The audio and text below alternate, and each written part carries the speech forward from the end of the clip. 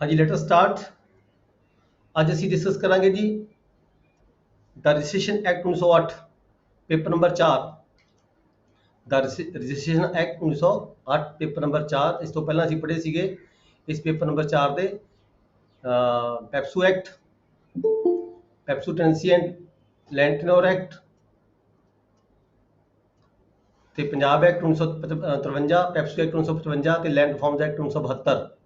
ਇਹ ਅਸੀਂ ਪਹਿਲਾਂ ਪੜ੍ਹ ਚੁੱਕੇ ਹਾਂ ਪੇਪਰ ਨੰਬਰ 4 ਦੇ ਰਿਗਾਰਡਿੰਗ। ਤੇ ਹੁਣ ਸਾਡਾ ਸ਼ੁਰੂ ਹੋਇਆ ਹੋਇਆ ਹੈਗਾ ਪੇਪਰ ਨੰਬਰ 4 ਦਾ ਦੀ ਰਜਿਸਟ੍ਰੇਸ਼ਨ ਐਕਟ 1908, ਜਿਹਦੇ ਤਹਿਤ ਅਸੀਂ ਰਜਿਸਟਰੀਆਂ ਕਰਦੇ ਹਾਂ, ਡਾਕੂਮੈਂਟ ਰਜਿਸਟਰ ਕਰਦੇ ਹਾਂ। ਇਸ ਤੋਂ ਪਹਿਲਾਂ ਅਸੀਂ ਪੜ੍ਹਿਆ ਸੀਗਾ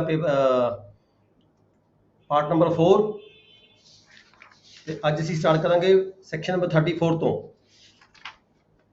ਸੈਕਸ਼ਨ ਨੰਬਰ 34 ਤੋਂ ਅੱਜ ਅਸੀਂ ਸਟਾਰਟ ਕਰਾਂਗੇ। ਇਸ ਤੋਂ ਪਹਿਲਾਂ ਜੋ ਅਸੀਂ ਪੜ੍ਹਿਆ ਸੀ ਹਲਕਾ ਜਿਹਾ 5 ਮਿੰਟ ਲਈ ਰਿਵਾਈਜ਼ ਕਰਾਂਗੇ। Section 23 part 4 section 23 time of presentation. निकालो जी बुक्स अपनी अपनियां। Registration act 1908 part 4 paper number 4 registration act 1908 part 4 we will revise from section 23 time of the presentation। ਜਦੋਂ ਕੋਈ ਡਾਕੂਮੈਂਟ ਲਿਖਿਆ ਜਾਂਦਾ ਹੈ, ਐਗਜ਼ੀਕਿਊਟ ਹੋ ਜਾਂਦਾ ਹੈ, ਐਗਜ਼ੀਕਿਊਟ ਹੋਣ ਤੋਂ ਬਾਅਦ ਐਗਜ਼ੀਕਿਊਟ ਮਤਲਬ ਜਦੋਂ ਦੋਹੇ ਤਰ੍ਹਾਂ ਸਾਈਨ ਕਰ ਦਿੰਦੀਆਂ ਆਪਣੇ ਡਾਕੂਮੈਂਟ ਦੇ ਉੱਪਰ ਵਿਟਨੈਸ ਦੀ ਹਾਜ਼ਰੀ ਦੇ ਵਿੱਚ ਦੋ ਪਾਰਟੀਆਂ ਵੱਲੋਂ ਜਦੋਂ ਕੋਈ ਡਾਕੂਮੈਂਟ ਸਾਈਨ ਕੀਤਾ ਜਾਂਦਾ ਹੈ ਮਤਲਬ ਐਗਜ਼ੀਕਿਊਟ ਕੀਤਾ ਜਾਂਦਾ ਹੈ। ਡਾਕੂਮੈਂਟ ਰਾਈਟਰ ਦੇ ਪਾਸ ਹੀ ਪਾਰਟੀਆਂ ਵੱਲੋਂ ਡਾਕੂਮੈਂਟ ਸਾਈਨ ਕਰ ਲਿਆ ਜਾਂਦਾ ਹੁੰਦਾ ਜ਼ਿਆਦਾਤਰ, ਠੀਕ ਹੈ ਜੀ। ਤੇ ਉਹਦਾ ਜਿਹੜਾ ਟਾਈਮ ਲਿਮਿਟ ਹੈਗਾ ਕਿੰਨੀ ਦੇਰ ਦੇ ਅੰਦਰ ਸਬ ਰਜਿਸਟਰਾਰ ਦੇ ਜਾਂ ਸਬ ਰਜਿਸਟਰਾਰ ਦੀ ਜਾਂ ਜੁਆਇੰਟ ਸਬ ਰਜਿਸਟਰਾਰ ਦੀ ਕੋਰਟ ਦੇ ਵਿੱਚ ਆਫਿਸ ਦੇ ਵਿੱਚ ਪੇਸ਼ ਕਰਨਾ ਹੁੰਦਾ ਹੈ। ਉਹਦੇ ਲਈ ਮੈਂ ਜਿਹੜਾ ਮੈਕਸਿਮਮ ਟਾਈਮ ਲਿਮਿਟ ਦਿੱਤਾ ਗਿਆ ਸੈਕਸ਼ਨ 23 ਦੇ ਵਿੱਚ 4 ਮਿੰਟ ਦਾ ਟਾਈਮ ਦਿੱਤਾ ਗਿਆ। 4 ਮਿੰਟ ਦੇ ਅੰਦਰ ਜਿਹੜਾ ਇਹ ਡਾਕੂਮੈਂਟ ਹੈਗਾ ਇਹ ਫਾਰ ਰਜਿਸਟ੍ਰੇਸ਼ਨ ਪੇਸ਼ ਕਰਨਾ ਹੁੰਦਾ ਹੈ। ਫਿਰ ਆ ਜਾਂਦਾ ਜੀ section 23A reregistration of certain documents. ਜਦੋਂ ਕਿਤੇ ਕੋਈ ਵਿਅਕਤੀ ਗਲਤ ਤਰੀਕੇ ਦੇ ਨਾਲ ਕੋਈ ਡਾਕੂਮੈਂਟ ਰਜਿਸਟਰ ਕਰਵਾ ਜਾਵੇ, ਉਹ ਇੰਟਾਈਟਲ ਨਾ ਹੋਵੇ, ਮਾਲਕ ਨਾ ਹੋਵੇ ਜਾਂ ਰਜਿਸਟ੍ਰੇਸ਼ਨ ਕਰਾਉਣ ਦੇ ਯੋਗ ਨਾ ਹੋਵੇ, ਇਲੀਗਲ ਤੌਰ ਤੇ ਕੋਈ ਵਿਅਕਤੀ ਸਬ ਰਜਿਸਟਰਾਰ ਦੇ ਆਫਿਸ ਦੇ ਵਿੱਚ ਜਾ ਕੇ ਕੋਈ ਡਾਕੂਮੈਂਟ ਰਜਿਸਟਰ ਕਰਵਾ ਜਾਵੇ ਤੇ ਫਿਰ ਜਿਹੜਾ ਕੰਸਰਨਡ ਵਿਅਕਤੀ ਹੁੰਦਾ, ਜਿਹੜਾ ਸਹੀ ਵਿਅਕਤੀ ਹੁੰਦਾ, ਉਸ ਨੂੰ ਪਤਾ ਲੱਗ ਜਾਵੇ ਵੀ ਇਹਦੀ ਜਿਹੜੀ ਰਜਿਸਟਰੀ ਹੈ ਫਲਾਣਾ ਵਿਅਕਤੀ ਕਰਵਾ ਗਿਆ, ਗਲਤ ਤਰੀਕੇ ਨਾਲ ਕਰਵਾ ਕੇ ਗਿਆ, ਤਾਂ ਜਿਹੜੀ ਉਹ ਰਜਿਸਟਰੀ ਹੈਗੀ ਹੈ ਉਹ ਜਿਹੜਾ ਸਹੀ ਵਿਅਕਤੀ ਹੈਗਾ, ਜਿਹੜਾ ਇੰਟਾਈਟਲ ਹੈ, ਜਿਹਨੂੰ ਇੰਟਾਈਟਲਮੈਂਟ ਹੈਗੀ ਆ ਉਹ ਰਕਬਾ ਸੇਲ ਕਰਨ ਦੀ ਜਾਂ ਮੌਰਗੇਜ ਕਰਨ ਦੀ ਜਾਂ ਰਹਿਣ ਕਰਨ ਦੀ, ਤਾਂ ਉਹ ਜਿਹੜਾ ਵਿਅਕਤੀ ਹੈਗਾ ਸੈਕਸ਼ਨ 23A ਦੇ ਤਹਿਤ ਇਹ ਜਿਹੜੀ ਸੈਕਸ਼ਨ ਹੈ ਨਵੀਂ ਅਸਰਟ ਹੋਈ ਵੀ ਹੈਗੀ ਹੈ ਤਾਂ ਕਿ ਕੰਸਰਨਡ ਪਰਸਨ ਨੂੰ ਸਿਵਲ ਕੋਰਟਾਂ ਦੇ ਵਿੱਚ ਜਾ ਕੇ ਜਿਹੜਾ ਟਾਈਮ ਜ਼ਿਆਦਾ ਵੇਸਟ ਨਾ ਕਰਨਾ ਪਵੇ। ਇਸ ਕਰਕੇ ਇਸ ਸੈਕਸ਼ਨ ਦੇ ਤਹਿਤ ਉਹ ਵਿਅਕਤੀ ਜਿਹੜਾ ਐਕਚੁਅਲ ਵਿਅਕਤੀ ਸੀਗਾ, ਅਸਲ ਵਿਅਕਤੀ ਸੀਗਾ, ਜਿਹੜਾ ਇੰਟਾਈਟਲ ਸੀਗਾ ਕੋਈ ਪ੍ਰਾਪਰਟੀ ਟ੍ਰਾਂਸਫਰ ਕਰਨ ਦੇ ਲਈ, ਰਜਿਸਟਰੀ ਕਰਾਉਣ ਦੇ ਲਈ, ਗਲਤ ਬੰਦਾ ਕੋਈ ਰਜਿਸਟਰੀ ਕਰਵਾ ਗਿਆ ਸਬ ਰਜਿਸਟਰਾਰ ਦੇ ਆਫਿਸ ਦੇ ਵਿੱਚ, ਪਤਾ ਲੱਗਣ ਤੋਂ ਬਾਅਦ ਉਹ ਵਿਅਕਤੀ 4 ਮਹੀਨੇ ਦੇ ਅੰਦਰ ਜਿਹੜੀ ਰਜਿਸਟਰੀ ਹੈਗੀ ਹੈ ਦੁਬਾਰਾ ਡਾਕੂਮੈਂਟ ਤਿਆਰ ਕਰਵਾ ਕੇ ਜਿਹੜਾ ਹੈਗਾ ਸਬ ਰਜਿਸਟਰਾਰ ਦੇ ਆਫਿਸ ਦੇ ਵਿੱਚ ਉਹ ਅਪਲਾਈ ਕਰ ਸਕਦਾ ਹੈ, ਰਜਿਸਟਰੀ ਕਰਵਾ ਸਕਦਾ ਹੈਗਾ।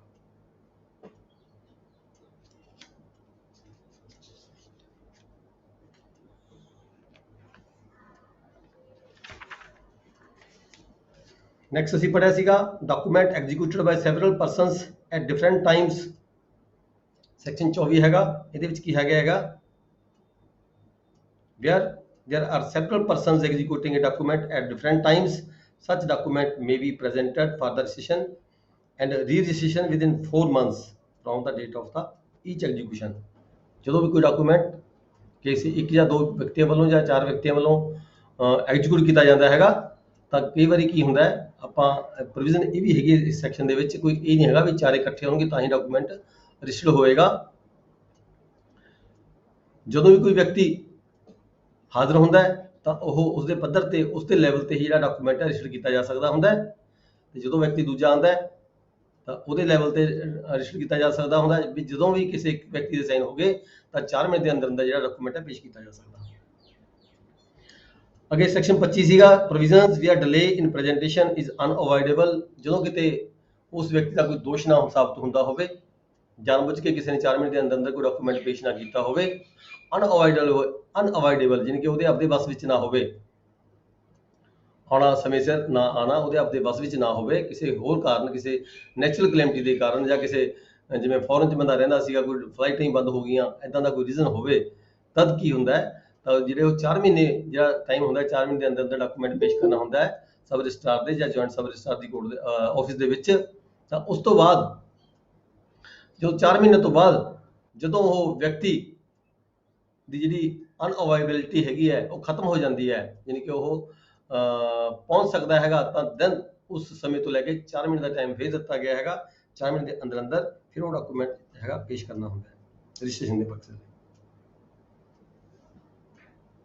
ਇਹਦੇ ਲਈ ਕੀ ਹੁੰਦਾ ਹੈ, ਇਹਦੇ ਲਈ ਇੱਕ ਕਲੌਜ਼ ਇਹ ਵੀ ਹੈਗੀ ਹੈ ਵੀ ਐਪਲੀਕੇਸ਼ਨ ਦਿੱਤੀ ਜਾਏਗੀ ਕੰਸਰਨਡ ਪਰਸਨ ਦੇ ਵੱਲੋਂ ਸਬ ਰਜਿਸਟਰਾਰ ਦੀ ਕੋਰਟ ਦੇ ਵਿੱਚ, ਕੋਰਟ ਨਹੀਂ ਸੌਰੀ ਆਪਾਂ ਸਬ ਰਜਿਸਟਰਾਰ ਦੇ ਆਫਿਸ ਦੇ ਵਿੱਚ ਜਿਹੜੀ ਐਪਲੀਕੇਸ਼ਨ ਦਿੱਤੀ ਜਾਂਦੀ ਹੈ ਸਬ ਰਜਿਸਟਰਾਰ ਵੱਲੋਂ, ਉਹਦੇ ਜਿਹੜੇ ਫੈਕਟਸ ਨੇ ਐਪਲੀਕੇਸ਼ਨ ਦੇ ਦੇਖਦੇ ਹੋਏ ਵੀ ਵਾਕਈ ਇਹ ਜਿਹੜਾ ਪਰਸਨ ਹੈਗਾ ਇਹਦੀ ਆਪਦੀ ਕੋਈ ਐਡੀ ਇਹਦੇ ਪੱਧਰ ਤੇ ਕੋਈ ਡਿਲੇ ਦਾ ਕਾਰਨ ਨਹੀਂ ਸੀਗਾ, ਡਿਲੇ ਦਾ ਕਾਰਨ ਅਨਅਵੋਇਡੇਬਲ ਸੀਗਾ, ਜਿਹੜਾ ਕਿ ਇਹ ਉਸ ਦਾ ਜ਼ਿੰਮੇਵਾਰ ਨਹੀਂ ਹੈਗਾ ਡਿਲੇ ਹੋਣ ਦਾ। ਇਸ ਕਰਕੇ ਆਪਦਾ ਨੋਟ ਬਣਾ ਕੇ ਸਬ ਰਜਿਸਟਰਾਰ ਵੱਲੋਂ ਜਿਹੜੀ ਉਹਦੀ ਫਾਰਵਰਡ ਕੀਤਾ ਜਾਂਦਾ ਜਿਹੜਾ ਲੈਟਰ ਹੈ ਉਹ ਰਜਿਸਟਰਾਰ ਦੇ ਆਫਿਸ ਲੈਟਰ ਜਿਹੜਾ ਫਾਰਵਰਡ ਕੀਤਾ ਜਾਂਦਾ ਹੈ, ਦੈਨ ਰਜਿਸਟਰਾਰ ਵੱਲੋਂ ਸੈਟੀਸਫਾਈ ਹੁੰਦੇ ਹੋਏ ਜਿਹੜਾ ਆਰਡਰ ਪਾਸ ਕੀਤਾ ਜਾਂਦਾ ਹੈ ਰਜਿਸਟ੍ਰੇਸ਼ਨ ਦੇ ਲਈ, ਤੇ ਨਾਲ ਹੀ ਉਹਦੇ ਵਿੱਚ ਕੀ ਕੀਤਾ ਜਾਂਦਾ ਹੈ ਜਿਹੜਾ ਕੁਝ ਜਿਹੜਾ ਹੈਗਾ ਲੇਟ ਫੀਸ ਜਿਹੜੀ ਪ੍ਰੋਵਾਈਡ ਕੀਤੀ ਗਈ ਹੈ, maximum 10 times of the registration fees maximum ਲਗਾਈ ਜਾ ਸਕਦੀ ਹੈ, ਘੱਟ ਵੀ ਲਗਾਈ ਜਾ ਸਕਦੀ ਹੈ, ਤੇ ਉਹ ਆਰਡਰ ਕਰਕੇ ਸਬ ਰਜਿਸਟਰਾਰ ਦੇ ਆਫਿਸ 'ਚ ਆ ਜਾਂਦਾ ਹੈ ਰਜਿਸਟਰਾਰ ਦੇ ਆਫਿਸ ਵੱਲੋਂ, ਤਦ ਜਿਹੜਾ ਹੈਗਾ ਸਬ ਰਜਿਸਟਰਾਰ ਵੱਲੋਂ ਜਿਹੜਾ ਡਾਕੂਮੈਂਟ ਹੈ ਰਜਿਸਟਰ ਕਰ ਦਿੱਤਾ ਜਾਂਦਾ ਹੈ।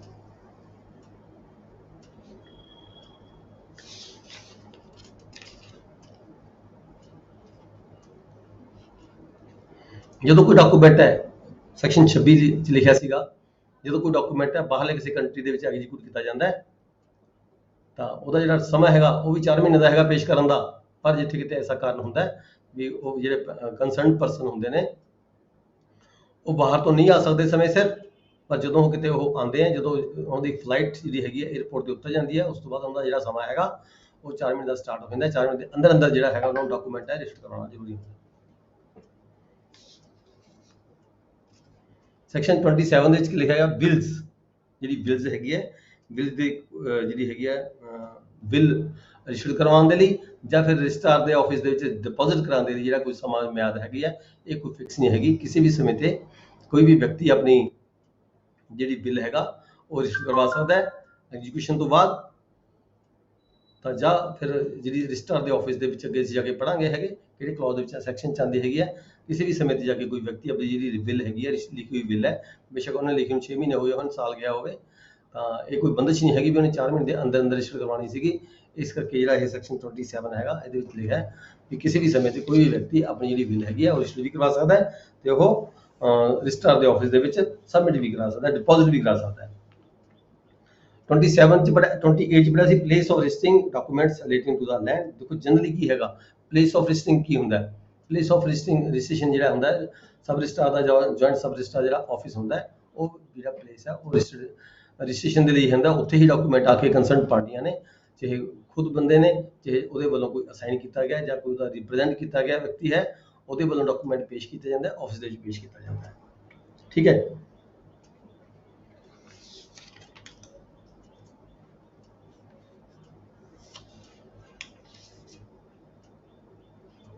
ਸੈਕਸ਼ਨ 30 ਚ ਲਿਖਿਆ ਹੋਇਆ ਹੈਗਾ ਜੀ ਰਜਿਸਟ੍ਰੇਸ਼ਨ ਬਾਈ ਰਜਿਸਟਰਾਰਸ ਇਨ ਸਰਟਨ ਕੇਸਸ। ਕੁਝ ਜਗ੍ਹਾ ਡਾਕੂਮੈਂਟ ਹੈਗੇ ਨੇ ਜਿਹੜੇ ਕਿ ਰਜਿਸਟਰਾਰ ਵੱਲੋਂ ਡਾਕੂਮੈਂਟ ਰਜਿਸਟਰ ਕੀਤੇ ਜਾਂਦੇ ਨੇ, ਜਿਵੇਂ ਕਿ ਆਪਾਂ ਦੇਖਦੇ ਹਾਂ ਕੋਈ ਰਿਫਿਊਜ਼ਲ ਦੇ ਕੇਸ ਹੁੰਦੇ, ਕੁਝ ਹੋਰ ਇਦਾਂ ਦੇ ਡਾਕੂਮੈਂਟ ਹੁੰਦੇ ਨੇ ਜਿਹੜੇ ਕਿ ਜਿਹਨੂੰ ਸਬ ਰਜਿਸਟਰਾਰ ਨੂੰ ਕਰਨ ਦੀ ਜਿਹੜੀ ਪਾਵਰ ਤਾਂ ਹੁੰਦੀ ਹੈ, ਪਰ ਸਬ ਰਜਿਸਟਰਾਰ ਕਿਸੇ ਰਜਿਸਟਰਾਰ ਦੇ ਜਿੰਨੇ ਵੀ ਸਬ ਰਜਿਸਟਰਾਰ ਸਬਆਰਡੀਨੇਟ ਹੁੰਦੇ ਨੇ ਉਹਨਾਂ ਕੋਰਟਾਂ ਨੇ ਸਬ ਰਜਿਸਟਰਾਰ ਦੇ ਆਫਿਸ ਨੇ ਜੇ ਕੋਈ ਡਾਕੂਮੈਂਟ ਰਜਿਸਟਰ ਕੀਤਾ ਜਾ ਸਕਦਾ ਹੈਗਾ ਤਾਂ ਉਹ ਸਾਰੇ ਡਾਕੂਮੈਂਟਾਂ ਨੂੰ ਜਿਹੜਾ ਰਜਿਸਟਰਾਰ ਹੈਗਾ ਉਹ ਵੀ ਆਪਣੇ ਪੱਧਰ ਤੇ ਰਜਿਸਟਰ ਕਰ ਸਕਦਾ ਹੈ ਕਿਸੇ ਵੀ ਹਾਲਾਤ ਨੂੰ ਮੁੱਖ ਰੱਖਦੇ ਹੋਏ। 31 ਚ ਹੈ ਰਜਿਸਟ੍ਰੇਸ਼ਨ ਔਰ acceptance for the deposit at private residence। ਇਹਦੇ ਵਿੱਚ ਲਿਖਿਆ ਹੈ ਸੈਕਸ਼ਨ 31 ਹੈਗਾ, ਦੇਖੋ ਪ੍ਰੈਕਟੀਕਲ ਚ ਵੀ ਆਏਗਾ, ਤੁਹਾਨੂੰ ਯੂਟਿਲਾਈਜ਼ ਵੀ ਕਰਨਾ ਹੋਏਗਾ ਜੋ ਤੁਸੀਂ as a joint sub registrar ਜਾਂ ਸਬ ਰਜਿਸਟਰਾਰ ਕੰਮ ਕਰੋਗੇ। ਠੀਕ ਹੈ, ਬਹੁਤ ਸਾਰੀਆਂ ਪ੍ਰੋਬਲਮਾਂ ਆਉਂਦੀਆਂ ਨੇ, ਜਿਉਂ ਦਿੱਕਤਾਂ ਆਉਂਦੀਆਂ ਨੇ ਉਹਦੇ ਮੁਤਾਬਕ ਜਿਹੜੇ ਹੈਗੇ ਨੇ ਰੂਲਸ ਬਣਦੇ ਰਹਿੰਦੇ ਨੇ, ਸੈਕਸ਼ਨ ਬਣਦੇ ਨੇ। ਇਨ ਆਰਡੀਨਰੀ ਕੇਸਿਸ ਜਿਹੜੀ ਆਰਡੀਨਰੀ ਕੇਸ ਦੇ ਵਿੱਚ ਜਿਹੜੀ ਰਜਿਸਟ੍ਰੇਸ਼ਨ ਹੁੰਦੀ ਹੈ ਉਹ ਰਜਿਸਟਰਾਰ ਦੇ ਆਫਿਸ ਦੇ ਵਿੱਚ ਜਾ ਕੇ ਹੀ ਕੀਤੀ ਜਾਂਦੀ ਹੈ, ਸਬ ਰਜਿਸਟਰਾਰ ਦੇ ਆਫਿਸ ਜਾ ਕੇ ਕੀਤੀ ਜਾਂਦੀ ਹੈ। ਜੇ ਕੋਈ ਬਿੱਲ ਕਿਸੇ ਨੇ ਡਿਪੋਜ਼ਿਟ ਕਰਾਣੀ ਹੈ, ਕੋਈ ਵੀ ਡਾਕੂਮੈਂਟ ਜਦੋਂ ਕੋਈ ਰਜਿਸਟਰ ਕਰਵਾਉਣਾ ਹੈ ਤਾਂ ਜਾ ਕੇ ਡਿਪੋਜ਼ਿਟ ਕਰਾਇਆ ਜਾਂਦਾ ਹੈ, ਕਿੱਥੇ? ਸਬ ਰਜਿਸਟਰਾਰ ਦੇ ਆਫਿਸ ਕਰਾਇਆ ਜਾਂਦਾ ਹੈ। ਪਰ ਕੁਝ ਜਿਹੜੇ ਹੈਗੇ ਨੇ provided that attend at the residence of person residing the present, ਕੁਝ ਕਾਰਨ ਹੁੰਦੇ ਨੇ ਜਿਹੜੇ ਕਿ ਅਸੀਂ ਅੱਗੇ ਪੜਾਂਗੇ। ਕੁਝ ਕਾਰਨ ਜਿਹੜੇ ਐਸੇ ਹੁੰਦੇ ਨੇ ਜਿਹਦੇ ਵਿੱਚ ਕੀ ਹੁੰਦਾ ਹੈ, ਜਦੋਂ ਕੋਈ ਵਿਅਕਤੀ ਕਿਸੇ ਕਾਰਨ ਕੰਸਰਨਡ ਸਬ ਰਜਿਸਟਰਾਰ ਦੇ ਆਫਿਸ ਜਾ ਕੇ ਪ੍ਰੈਜ਼ੈਂਟ ਨਹੀਂ ਹੋ ਸਕਦਾ ਤਾਂ ਜਿਹੜਾ ਉਹਦਾ ਜਿਹੜਾ ਡਾਕੂਮੈਂਟ ਹੈਗਾ ਉਹਦੇ ਰੈਜ਼ੀਡੈਂਸ ਤੇ ਜਾ ਕੇ ਵੀ ਜਿਹੜਾ ਹੈਗਾ ਰਜਿਸਟਰ ਕੀਤਾ ਜਾ ਸਕਦਾ ਹੈ। ਨੈਕਸਟ ਹੈ part 6, presenting document for the registration. Persons to present document for the registration shall be presented at the proper office by some person executing or claiming under the same case copy degree or claiming under the degree.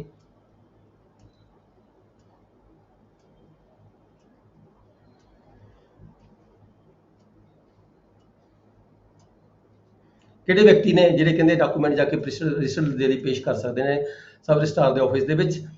ਖੁਦ ਵਿਅਕਤੀ ਜਿਹਨੇ document execute ਕੀਤਾ ਹੋਵੇ ਉਹ ਵਿਅਕਤੀ ਖੁਦ ਜਾ ਕੇ ਪੇਸ਼ ਕਰ ਸਕਦਾ ਹੈ, ਜਾਂ ਫਿਰ ਉਹਨੇ ਕਿਸੇ ਨੂੰ ਬੰਦੇ ਨੂੰ ਅਥਾਰਟੀ ਦਿੱਤੀ ਹੀ ਹੋਵੇ, ਠੀਕ ਹੈ, ਉਹ ਅਥਾਰਟੀ ਵਾਲਾ ਬੰਦਾ ਜਿਸ ਨੂੰ ਅਥਾਰਟੀ ਦਿੱਤੀ ਗਈ ਹੈ ਉਹ ਵੀ ਜਾ ਕੇ ਡਾਕੂਮੈਂਟ ਪੇਸ਼ ਕਰ ਸਕਦਾ ਹੈ, ਜਾਂ ਕਿਸੇ ਨੂੰ ਅਸਾਈਨ ਕੀਤੇ ਹੋਏ ਉਹਨਾਂ ਆਪਦੇ ਪਾਵਰਸ, ਜਿਵੇਂ ਕਿਸੇ ਕੰਪਨੀਜ਼ ਹੁੰਦੀਆਂ ਨੇ, ਕੰਪਨੀਜ਼ ਦੇ ਵੱਲੋਂ ਕਿਸੇ ਪਰਟੀਕੂਲਰ ਵਿਅਕਤੀ ਨੂੰ ਅਥਾਰਟੀ ਲੈਟਰ ਦੇ ਦਿੱਤਾ ਜਾਂਦਾ ਹੈ ਜਾਂ ਪਾਵਰਸ ਅਸਾਈਨ ਕਰ ਦਿੱਤੀਆਂ ਜਾਂਦੀਆਂ ਨੇ, ਬੋਰਡ ਵੱਲੋਂ ਅਸਾਈਨ ਕਰ ਦਿੱਤੀਆਂ ਜਾਂਦੀਆਂ ਨੇ। ਕੋਈ ਰਜਿਸਟ੍ਰੇਸ਼ਨ ਫਰਮ ਹੁੰਦੀ ਆ, ਉਹ ਫਰਮ ਵੀ ਆਪਣੇ ਕਿਸੇ ਇੱਕ ਪਾਰਟਨਰ ਨੂੰ ਮਤਾ ਪਾ ਕੇ ਅਥੋਰਾਈਜ਼ ਕਰ ਸਕਦੀ ਹੈ ਵੀ ਇਹ ਫਰਮ ਦੇ ਨਾਮ ਤੇ ਜਾ ਕੇ ਇਹ ਵਿਅਕਤੀ ਜਿਹੜਾ ਹੈਗਾ ਡਾਕੂਮੈਂਟ ਪੇਸ਼ ਕਰ ਸਕਦਾ ਹੈ, ਸਬਮਿਟ ਕਰ ਸਕਦਾ ਹੈ ਰਜਿਸਟਰਾਰ ਦੇ ਆਫਿਸ ਦੇ ਵਿੱਚ।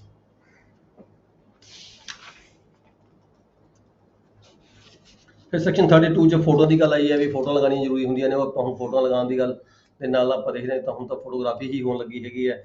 Power of attorney recognisable for the purpose of section 32। Power attorney ਜ਼ਿਆਦਾਤਰ ਅਸੀਂ ਦੇਖਦੇ ਹਾਂ ਵੀ ਜਿਹੜੀ ਪਾਵਰ ਟਾਰਨੀ ਹੈ ਕਿੱਥੇ ਰਜਿਸਟਰਡ ਹੋ ਸਕਦੀ ਹੈ? ਜਿੱਥੇ ਪਾਵਰ ਦਾ ਬੰਦੇ ਦਾ ਜਿਹੜਾ ਅਟਾਰਨੀ ਦੇ ਰਿਹਾ ਹੈਗਾ, ਜਿੱਥੇ ਉਸ ਵਿਅਕਤੀ ਦਾ ਰੈਜ਼ੀਡੈਂਸ ਹੋਵੇ ਉੱਥੇ ਹੀ ਜਿਹੜੀ ਪਾਵਰ ਨਹੀਂ ਹੈ। ਜਨਰਲ ਲਾਅ ਇਹ ਹੈਗਾ ਜਿੱਥੇ ਵਿਅਕਤੀ ਰਹਿੰਦਾ ਹੋਵੇ। ਦੇਖੋ ਤੁਸੀਂ ਪ੍ਰੈਕਟੀਕਲ ਦੇ ਵਿੱਚ ਕੰਮ ਕਰੋਗੇ, ਕੀ ਹੁੰਦਾ ਕਈ ਵਾਰ ਜਿਹੜੀਆਂ ਰਜਿਸਟਰੀਆਂ ਹੁੰਦੀਆਂ ਨੇ ਗਲਤ ਹੋ ਜਾਂਦੀਆਂ ਨੇ, ਜਾਅਲੀ ਹੋ ਜਾਂਦੀਆਂ ਨੇ, ਫਰਜ਼ੀ ਹੋ ਜਾਂਦੀਆਂ ਨੇ। ਉਹਦਾ ਕੀ ਕਾਰਨ ਹੁੰਦਾ? ਮੇਨ ਫੈਕਟਰ ਇੱਥੇ ਆ ਜਾਂਦਾ ਹੈ ਜਿਹੜੀ ਅਟਾਰਨੀ ਹੁੰਦੀ ਹੈ, ਅਟਾਰਨੀ ਹੀ ਕੋਈ ਵਿਅਕਤੀ ਗਲਤ ਤਰੀਕੇ ਦੇ ਨਾਲ, ਕੀ ਹੁੰਦਾ ਗਲਤ ਕਿਵੇਂ ਅਟਾਰਨੀ ਹੋ ਜਾਂਦੀ? ਹੁਣ ਆਪਾਂ ਕਹਿੰਦੇ ਹਾਂ ਵੀ ਜਦੋਂ ਹੁਣ ਕੰਪਿਊਟਰ ਦੇ ਅੱਗੇ ਖੜ ਕੇ ਵਿਅਕਤੀ ਦੀ ਜਿਹੜੀ ਆਇਡੈਂਟੀਫਿਕੇਸ਼ਨ ਦੇਖੀ ਜਾਂਦੀ ਹੈ, ਅਟਾਰਨੀ ਰਜਿਸਟਰ ਕੀਤੀ ਜਾਂਦੀ ਹੈ। ਪਰ ਕਾਰਨ ਕੈਸੇ ਹੁੰਦੇ ਨੇ? ਕਾਰਨ ਐਸੇ ਹੁੰਦੇ ਨੇ ਜਦੋਂ ਕੋਈ ਵਿਅਕਤੀ ਕੋਈ ਜਾਅਲੀ ਫਰਜ਼ੀ ਰਜਿਸਟਰੀ ਕਰਵਾਉਣਾ ਚਾਹੁੰਦਾ ਹੁੰਦਾ ਹੈ ਤਾਂ ਉਹ ਪਹਿਲਾਂ ਜ਼ਿਆਦਾਤਰ ਕੀ ਹੁੰਦਾ, ਜੋ ਪ੍ਰੈਕਟੀਕਲ 'ਚ ਅਸੀਂ ਦੇਖਦੇ ਆ ਰਹੇ ਹਾਂ, ਜ਼ਿਆਦਾਤਰ ਕੀ ਹੁੰਦਾ ਉਹ ਪਹਿਲਾਂ ਪਾਵਰ ਟਾਰਨੀ ਤਿਆਰ ਕਰਦਾ ਹੈ। ਪਾਵਰ ਟਾਰਨੀ ਤਿਆਰ ਕਰਨ ਦਾ ਤਰੀਕਾ ਕੀ ਹੁੰਦਾ ਹੈ? ਪਾਵਰ ਟਾਰਨੀ ਤਿਆਰ ਕਰਨ ਤੋਂ ਪਹਿਲਾਂ ਕੋਈ ਨਾ ਕੋਈ ਜਾਅਲੀ ਫਰਜ਼ੀ ਮਤਲਬ ਕਿ ਕਿਸੇ ਤਰੀਕੇ ਨਾਲ ਕੋਈ ਆਇਡੈਂਟੀ ਜਿਹੜਾ ਹੈਗਾ ਵੋਟਰ ਕਾਰਡ ਜਾਂ ਉਹ ਵਿਅਕਤੀ ਦਾ ਆਧਾਰ ਕਾਰਡ ਫਰਜ਼ੀ ਬਣਾ ਲਿਆ ਜਾਂਦਾ ਹੈਗਾ। ਫਰਜ਼ੀ ਆਧਾਰ ਕਾਰਡ ਦੇ ਬੇਸਿਸ ਤੇ ਕਿਸੇ ਹੋਰ ਵਿਅਕਤੀ ਨੂੰ ਖੜਾ ਕਰਕੇ ਪਾਵਰ ਟਾਰਨੀ ਬਣਾ ਲਈ ਜਾਂਦੀ ਹੈ। ਫਿਰ ਉਸ ਪਾਵਰ ਟਾਰਨੀ ਦੇ ਬੇਸਿਸ ਤੇ ਕੀ ਹੁੰਦਾ ਫਰਦਰ ਰਜਿਸਟਰੀ ਕਰਵਾ ਲਈ ਜਾਂਦੀ ਹੈ। ਇਸ ਕਰਕੇ ਜਿਹੜੀ ਪਾਵਰ ਟਾਰਨੀ ਤੁਸੀਂ ਰਜਿਸਟਰ ਕਰਨੀ ਹੈਗੀ ਹੈ, ਤੁਸੀਂ ਆਪਣੇ ਅਧਿਕਾਰ ਖੇਤਰ ਦੇ ਵਿੱਚ ਜੇ ਕੋਈ ਵਿਅਕਤੀ ਰਹਿੰਦਾ ਹੈਗਾ, ਜ਼ਿਆਦਾਤਰ ਤੁਹਾਡੇ ਕੋਲ ਕਈ ਵਾਰੀ ਆਉਂਦੇ ਆ ਲੋਕੀ ਵੀ ਰਹਿਣ ਵਾਲਾ ਤਾਂ ਹੈਗਾ ਲੁਧਿਆਣੇ ਦਾ, ਆ ਕੇ ਪਟਿਆਲੇ ਕਹੇ ਮੇਰੀ ਟਾਰਨੀ ਰਜਿਸਟਰ ਕਰ ਦਿਓ। ਬਿਲਕੁਲ ਨਹੀਂ ਕਰਨੀ ਚਾਹੀਦੀ। ਜਿੱਥੇ ਵਿਅਕਤੀ ਰਹਿੰਦਾ ਹੈ, ਜਿੱਥੇ ਉਹਦਾ ਰੈਜ਼ੀਡੈਂਸ ਹੈ, ਜਿੱਥੇ ਉਹਦਾ ਆਧਾਰ ਕਾਰਡ ਹੈਗਾ, ਉਸ ਆਧਾਰ ਕਾਰਡ ਦੇ ਮੁਤਾਬਕ ਹੀ ਉਸ ਆਪਦੇ ਰੈਜ਼ੀਡੈਂਸ ਤੇ ਹੀ ਵਿਅਕਤੀ ਜਿਹੜਾ ਹੈਗਾ ਅਟਾਰਨੀ ਰਜਿਸਟਰ ਕਰਵਾ ਸਕਦਾ ਹੈਗਾ। ਇਹਦੇ ਲਈ ਮੈਂ ਤੁਹਾਨੂੰ ਪ੍ਰੈਕਟੀਕਲ ਦੇ ਵਿੱਚ ਥੋੜਾ ਜਿਹਾ ਹੋਰ ਦੱਸਣਾ ਚਾਹੁੰਦਾ। ਤੁਹਾਡੇ ਕੋਲ ਇੱਕ ਐਪ ਹੁੰਦੀ ਹੈ, ਤੁਸੀਂ ਚੈੱਕ ਕਰ ਸਕਦੇ ਹੋ ਆਧਾਰ ਕਾਰਡ ਨੂੰ ਕਿਸੇ ਨੂੰ ਵੀ ਆਪਣੇ ਮੋਬਾਈਲ ਦੇ ਵਿੱਚ। ਉਹ ਐਪ ਨੂੰ ਡਾਊਨਲੋਡ ਕਰਕੇ ਰੱਖਿਆ ਜਾ ਸਕਦਾ ਹੈਗਾ। ਜਦੋਂ ਵੀ ਕੋਈ ਵਿਅਕਤੀ ਤੁਹਾਡੇ ਕੋਲੇ ਕੋਈ ਆ ਕੇ ਅਟਾਰਨੀ, ਖਾਸ ਕਰਕੇ ਅਟਾਰਨੀ ਰਜਿਸਟਰੀਆਂ ਦੇ ਵਿੱਚ ਮਸਲੇ 'ਚ ਐਸੀ ਜਿਹੜੀ ਹੈਗੀ ਹੈ ਬਹੁਤ ਘੱਟ ਦੇਖਣ ਨੂੰ ਚਾਂਸਸ ਮਿਲਦੇ ਨੇ। ਜਾਂ ਤਾਂ ਜਿਹੜੀਆਂ ਅਟਾਰਨੀਆਂ ਹੁੰਦੀਆਂ ਨੇ ਅਟਾਰਨੀਆਂ ਗਲਤ ਹੋਣ ਦਾ ਚਾਂਸਸ ਬਣੇ ਰਹਿੰਦੇ ਨੇ। ਇਸ ਕਰਕੇ ਜਦੋਂ ਵੀ ਕੋਈ ਵਿਅਕਤੀ ਇੱਦਾਂ ਦਾ ਆਉਂਦਾ ਹੈ, ਕਿਸੇ ਨੇ ਅੱਗੇ ਦੇ ਅੱਗੇ ਅਟਾਰਨੀ ਦਿੱਤੀ ਹੀ ਹੁੰਦੀ ਹੈ, ਤਾਂ ਉਹਦੀ ਜੇ ਤੁਹਾਨੂੰ ਕੋਈ ਡਾਊਟ ਲੱਗਦਾ ਵੀ ਇਹ ਵਿਅਕਤੀ ਪਰਸਨ, ਜਿਵੇਂ ਸ਼ਹਿਰ ਦੀਆਂ ਗੱਲਾਂ ਕਰਦੇ ਹਾਂ, ਸ਼ਹਿਰ ਦੇ ਵਿੱਚ ਕਈ ਵਾਰੀ ਲੱਗਦਾ ਤੁਹਾਨੂੰ ਵੀ ਇਹ ਗਲਤ ਨਾ ਕਿਤੇ ਹੋਵੇ, ਤਾਂ ਇਸ ਕਰਕੇ ਤੁਸੀਂ ਜਿਹੜਾ ਵਿਅਕਤੀ ਦਾ ਕੰਸਰਨ ਡਾਊਟਫੁਲ ਜਿੱਥੇ ਤੁਹਾਨੂੰ ਕੇਸ ਹੋਵੇ, ਤਾਂ ਤੁਸੀਂ ਜਿਹੜਾ ਆਧਾਰ ਕਾਰਡ ਹੈ ਉਸ ਐਪ ਦੇ ਉੱਪਰ ਆਧਾਰ ਕਾਰਡ ਦਾ ਨੰਬਰ ਪਾ ਕੇ ਉਸ ਵਿਅਕਤੀ ਦਾ ਫੋਨ ਨੰਬਰ ਪੁੱਛ ਸਕਦੇ ਹੋ, ਤੁਹਾਡਾ ਮੋਬਾਈਲ ਨੰਬਰ ਕਿੰਨਾ ਹੈਗਾ। ਜਦੋਂ ਤੁਸੀਂ ਆਧਾਰ ਕਾਰਡ ਦੇ ਵਿੱਚ ਉਸ ਵਿਅਕਤੀ ਦਾ ਉਸ ਐਪ ਦੇ ਵਿੱਚ ਆਧਾਰ ਕਾਰਡ ਸਬਮਿਟ ਕਰ ਦਿਓ ਤਾਂ ਉਹ ਪਰਸਨ ਜਿਹੜਾ ਹੁੰਦਾ ਹੈਗਾ, ਜਿਹੜਾ ਕੰਸਰਨ ਪਰਸਨ ਹੈਗਾ, ਤਾਂ ਉਹਦਾ ਜਿਹੜਾ ਮੋਬਾਈਲ ਹੈਗਾ ਉਹਦੇ ਲਾਸਟ ਵਾਲੇ ਜਿਹੜੇ 3 ਡਿਜਿਟ ਹੁੰਦੇ ਆ ਉਹ ਤੁਹਾਡੇ ਸ਼ੋ ਹੋ ਜਾਂਦੇ ਆ, ਜਿਹੜਾ ਮੋਬਾਈਲ ਨੰਬਰ ਹੁੰਦਾ ਹੈ ਪਰਟੀਕੂਲਰ ਵਿਅਕਤੀ ਦਾ। ਇਸ ਕਰਕੇ ਚੈੱਕ ਕਰਨ ਦੇ ਲਈ ਤੁਸੀਂ ਇਹ ਜਿਹੜੀ ਐਪ ਹੈਗੀ ਹੈ ਯੂਜ਼ ਕਰ ਸਕਦੇ ਹੋ। ਨੈਕਸਟ ਆ ਗਿਆ ਜੀ ਸੈਕਸ਼ਨ, ਅੱਜ ਅਸੀਂ ਸਟਾਰਟ ਕਰਾਂਗੇ ਸੈਕਸ਼ਨ 34 ਤੋਂ। Section 34 inquiry before registration ਬਾय the ਰਜਿਸਟਰਿੰਗ officer. ਜਦੋਂ ਵੀ ਕਿਸੇ ਰਜਿਸਟਰਿੰਗ ਆਫੀਸਰ ਨੇ sub registrar, joint sub registrar ਨੇ ਕੋਈ ਡਾਕੂਮੈਂਟ ਰਜਿਸਟਰ ਕਰਨਾ ਹੈ, ਠੀਕ ਹੈ, ਤਾਂ ਉਹਨੇ ਕੀ ਦੇਖਣਾ ਹੁੰਦਾ ਹੈ?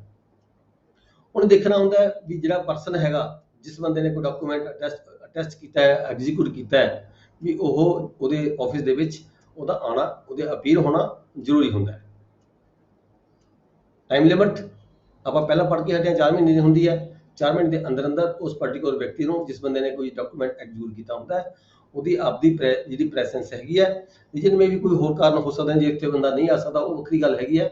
ਅਦਰਵਾਈਜ਼ ਇਨ ਜਨਰਲ ਉਸ ਵਿਅਕਤੀ ਨੂੰ 4 ਮਹੀਨੇ ਦੇ ਅੰਦਰ ਅੰਦਰ ਰੈਵਨਿਊ ਸਬ ਰਜਿਸਟਰਾਰ ਦੀ ਕੋਰਟ ਦੇ ਵਿੱਚ ਆ ਕੇ ਜਿਹੜਾ ਡਾਕੂਮੈਂਟ ਹੈ ਪੇਸ਼ ਕਰਨਾ ਹੁੰਦਾ ਹੈ। ਪੇਸ਼ ਕਰਕੇ ਜਿਹੜਾ ਡਾਕੂਮੈਂਟ ਹੈ ਉਹ ਰਜਿਸਟਰ ਹੋ ਸਕਦਾ ਹੈ।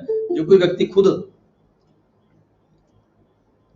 ਵਿਅਕਤੀ ਆ ਕੇ ਉੱਥੇ ਪੇਸ਼ ਨਹੀਂ ਹੁੰਦਾ ਹੈਗਾ, ਤਾਂ ਕਿਸੇ ਹੋਰ ਨੂੰ ਭੇਜ ਦਿੰਦਾ without any authority, without any assignment, ਤਾਂ ਜਿਹੜਾ ਡਾਕੂਮੈਂਟ ਹੈ ਤੁਸੀਂ ਰਜਿਸਟਰ ਨਹੀਂ ਕੀਤਾ ਜਾਵੇਗਾ, ਠੀਕ ਹੈ।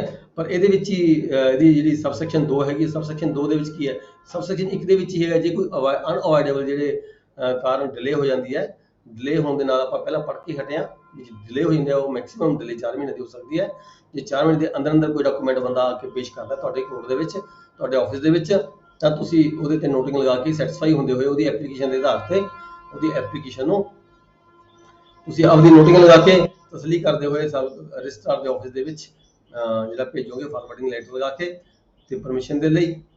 ਦੈਨ ਰਜਿਸਟਰਾਰ ਵੱਲੋਂ ਸੈਟੀਸਫਾਈ ਹੁੰਦੇ ਹੋਏ ਜਿਹੜਾ ਹੈਗਾ ਉਹਦੇ ਤੇ ਆਰਡਰ ਕੀਤਾ ਜਾਵੇਗਾ, ਤੇ ਨਾਲ ਹੀ ਉਹਦੇ ਤੇ ਕੀ ਹੋਏਗਾ, ਇੱਕ ਆਰਡਰ ਇਹ ਵੀ ਕੀਤਾ ਜਾਏਗਾ ਵੀ ਇਹਦੇ ਤੋਂ ਕਿੰਨੀ ਜਿਹੜੀ ਲੇਟ ਫੀਸ ਹੈਗੀ ਕਿੰਨੀ ਲਈ ਜਾਣੀ ਹੈ, ਜਿਹੜੀ ਕਿ ਮੈਕਸਿਮਮ 10 ਟਾਈਮਸ ਹੋ ਸਕਦੀ ਹੈਗੀ ਹੈ।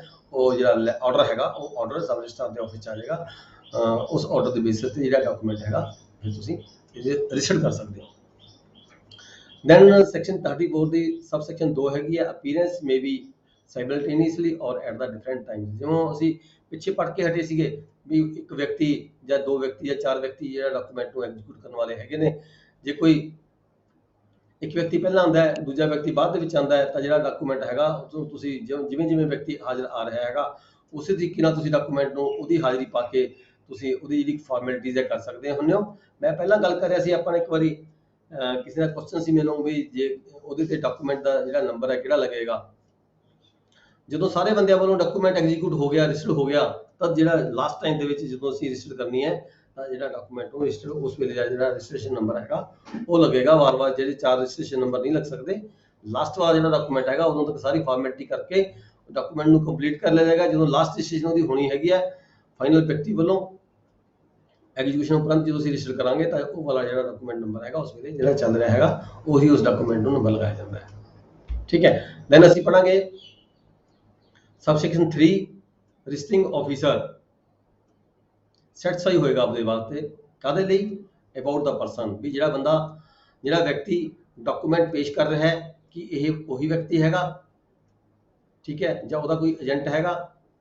ਸੈਟੀਸਫਾਈ ਹਿਮਸੈਲਫ, ਆਪਦੇ ਆਪ ਨੂੰ ਤਸੱਲੀ ਕਰੇਗਾ, ਠੀਕ ਹੈ ਜੀ, ਕਿ ਜਿਹੜਾ ਉਹਨੇ ਕੋਈ ਰਿਪਰੈਜ਼ੈਂਟ ਕੀਤਾ ਹੈ ਉਹੀ ਵਿਅਕਤੀ ਹੈ, ਜਾਂ ਕੋਈ ਕਿਸੇ ਏਜੰਟ ਨੂੰ ਭੇਜਿਆ ਉਹੀ ਵਿਅਕਤੀ ਹੈਗਾ, ਠੀਕ ਹੈ। ਇਸ ਗੱਲ ਦੀ ਜਿਹੜਾ ਹੈਗਾ ਰੈਵਨਿਊ ਆਫੀਸਰ ਸਬ ਰਜਿਸਟਰਾਰ ਤਸੱਲੀ ਕਰੇਗਾ, ਸੈਟੀਸਫਾਈ ਹੋਏਗਾ। ਜੇ ਉਹ ਸੈਟੀਸਫੈਕਸ਼ਨ ਨਹੀਂ ਹੁੰਦਾ, ਕਿਸੇ ਗੱਲ ਤੇ ਲੱਗਦਾ ਹੈਗਾ ਵੀ ਇਹ ਜਿਹੜਾ ਪਰਸਨ ਹੈਗਾ ਡਾਕੂਮੈਂਟ ਸਬਮਿਟ ਕਰਨ ਵਾਲਾ ਇਹ ਕੋਈ ਹੋਰ ਹੈਗਾ, ਡਾਕੂਮੈਂਟ ਐਗਜ਼ੀਕਿਊਟ ਕਰਨ ਵਾਲਾ ਕੋਈ ਹੋਰ ਹੈਗਾ, ਇਹਦੇ ਕੋਲ ਪ੍ਰੋਪਰ ਅਥਾਰਟੀ ਵੀ ਨਹੀਂ ਹੈਗੀ, ਇਹ ਪ੍ਰੋਪਰ ਅਸਾਈਨਮੈਂਟ ਵੀ ਇਹਦੇ ਕੋਲ ਨਹੀਂ ਹੈਗੀ, ਤਾਂ ਜਿਹੜਾ ਸਬ ਰਜਿਸਟਰਾਰ ਹੈਗਾ ਉਸ ਡਾਕੂਮੈਂਟ ਨੂੰ ਰਜਿਸਟਰ ਨਹੀਂ ਕਰੇਗਾ, ਰਿਫਿਊਜ਼ ਕਰ ਦੇਗਾ।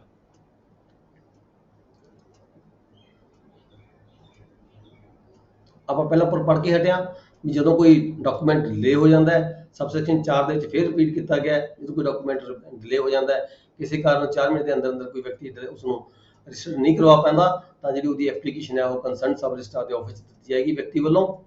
ਤਾਂ ਸਬ ਰਜਿਸਟਰਾਰ ਵੱਲੋਂ ਉਹਦੇ ਤੱਥਾਂ ਨੂੰ ਵਾਚਦੇ ਹੋਏ, ਦੇਖਦੇ ਹੋਏ ਵੀ ਹਾਂ ਬਾਕੀ ਇਹਦਾ ਜਿਹੜਾ ਰੀਜ਼ਨ ਹੈਗਾ ਇਹ ਜਸਟੀਫਾਈ ਹੁੰਦਾ ਹੈ, ਜੋ ਵੀ ਇਸਨੇ ਆਪਣੀ ਐਪਲੀਕੇਸ਼ਨ ਦਿੱਤਾ ਹੈਗਾ, ਨੋਟਿੰਗ ਲਗਾ ਕੇ ਉਸ ਡਾਕੂਮੈਂਟ ਨੂੰ, ਉਸ ਐਪਲੀਕੇਸ਼ਨ ਨੂੰ ਰਜਿਸਟਰਾਰ ਦੇ ਆਫਿਸ ਭੇਜਿਆ ਜਾਵੇਗਾ। ਰਜਿਸਟਰਾਰ ਦੀ ਜਿਹੜੀ ਹੈਗੀ ਕੰਸੈਂਟ ਲਈ ਜਾਏਗੀ, ਰਜਿਸਟਰਾਰ ਦੀ ਆਰਡਰ ਸੈਂਕਸ਼ਨ ਲਈ ਜਾਏਗੀ, ਪਰਮਿਸ਼ਨ ਲਈ ਜਾਏਗੀ, ਤੇ ਰਜਿਸਟਰਾਰ ਵੱਲੋਂ ਜਿਹੜਾ ਹੈਗਾ ਕੰਸਰਨ ਪਾਰਟੀ ਨੂੰ ਡਿਲੇ ਦੇ ਲਈ ਜਿਹੜਾ ਫਾਈਨ ਹੈਗਾ, ਫਾਈਨ ਨਹੀਂ, ਲੇਟ ਫੀਸ ਆਪਾਂ ਇਹਨੂੰ ਕਹਾਂਗੇ, ਲੇਟ ਫੀਸ ਦੇ ਰੂਪ ਦੇ ਵਿੱਚ ਮੈਕਸਿਮਮ 10 ਟਾਈਮਸ ਉਹਦਾ ਰਜਿਸਟ੍ਰੇਸ਼ਨ ਫੀਸ ਜਿਹੜਾ ਹੈਗਾ ਉਹ ਅਦਾ ਕਰਨ ਲਈ ਕਿਹਾ ਜਾ ਸਕਦਾ ਹੈ। ਫਿਰ ਜਿਹੜਾ ਡਾਕੂਮੈਂਟ ਹੈ, ਐਪਲੀਕੇਸ਼ਨ ਹੈ, ਵਾਪਸ ਸਬ ਰਜਿਸਟਰਾਰ ਦੇ ਆਫਿਸ ਜਾ ਕੇ ਜਿਹੜਾ ਡਾਕੂਮੈਂਟ ਹੈ ਰਜਿਸਟਰ ਕੀਤਾ ਜਾ ਸਕਦਾ ਹੈ।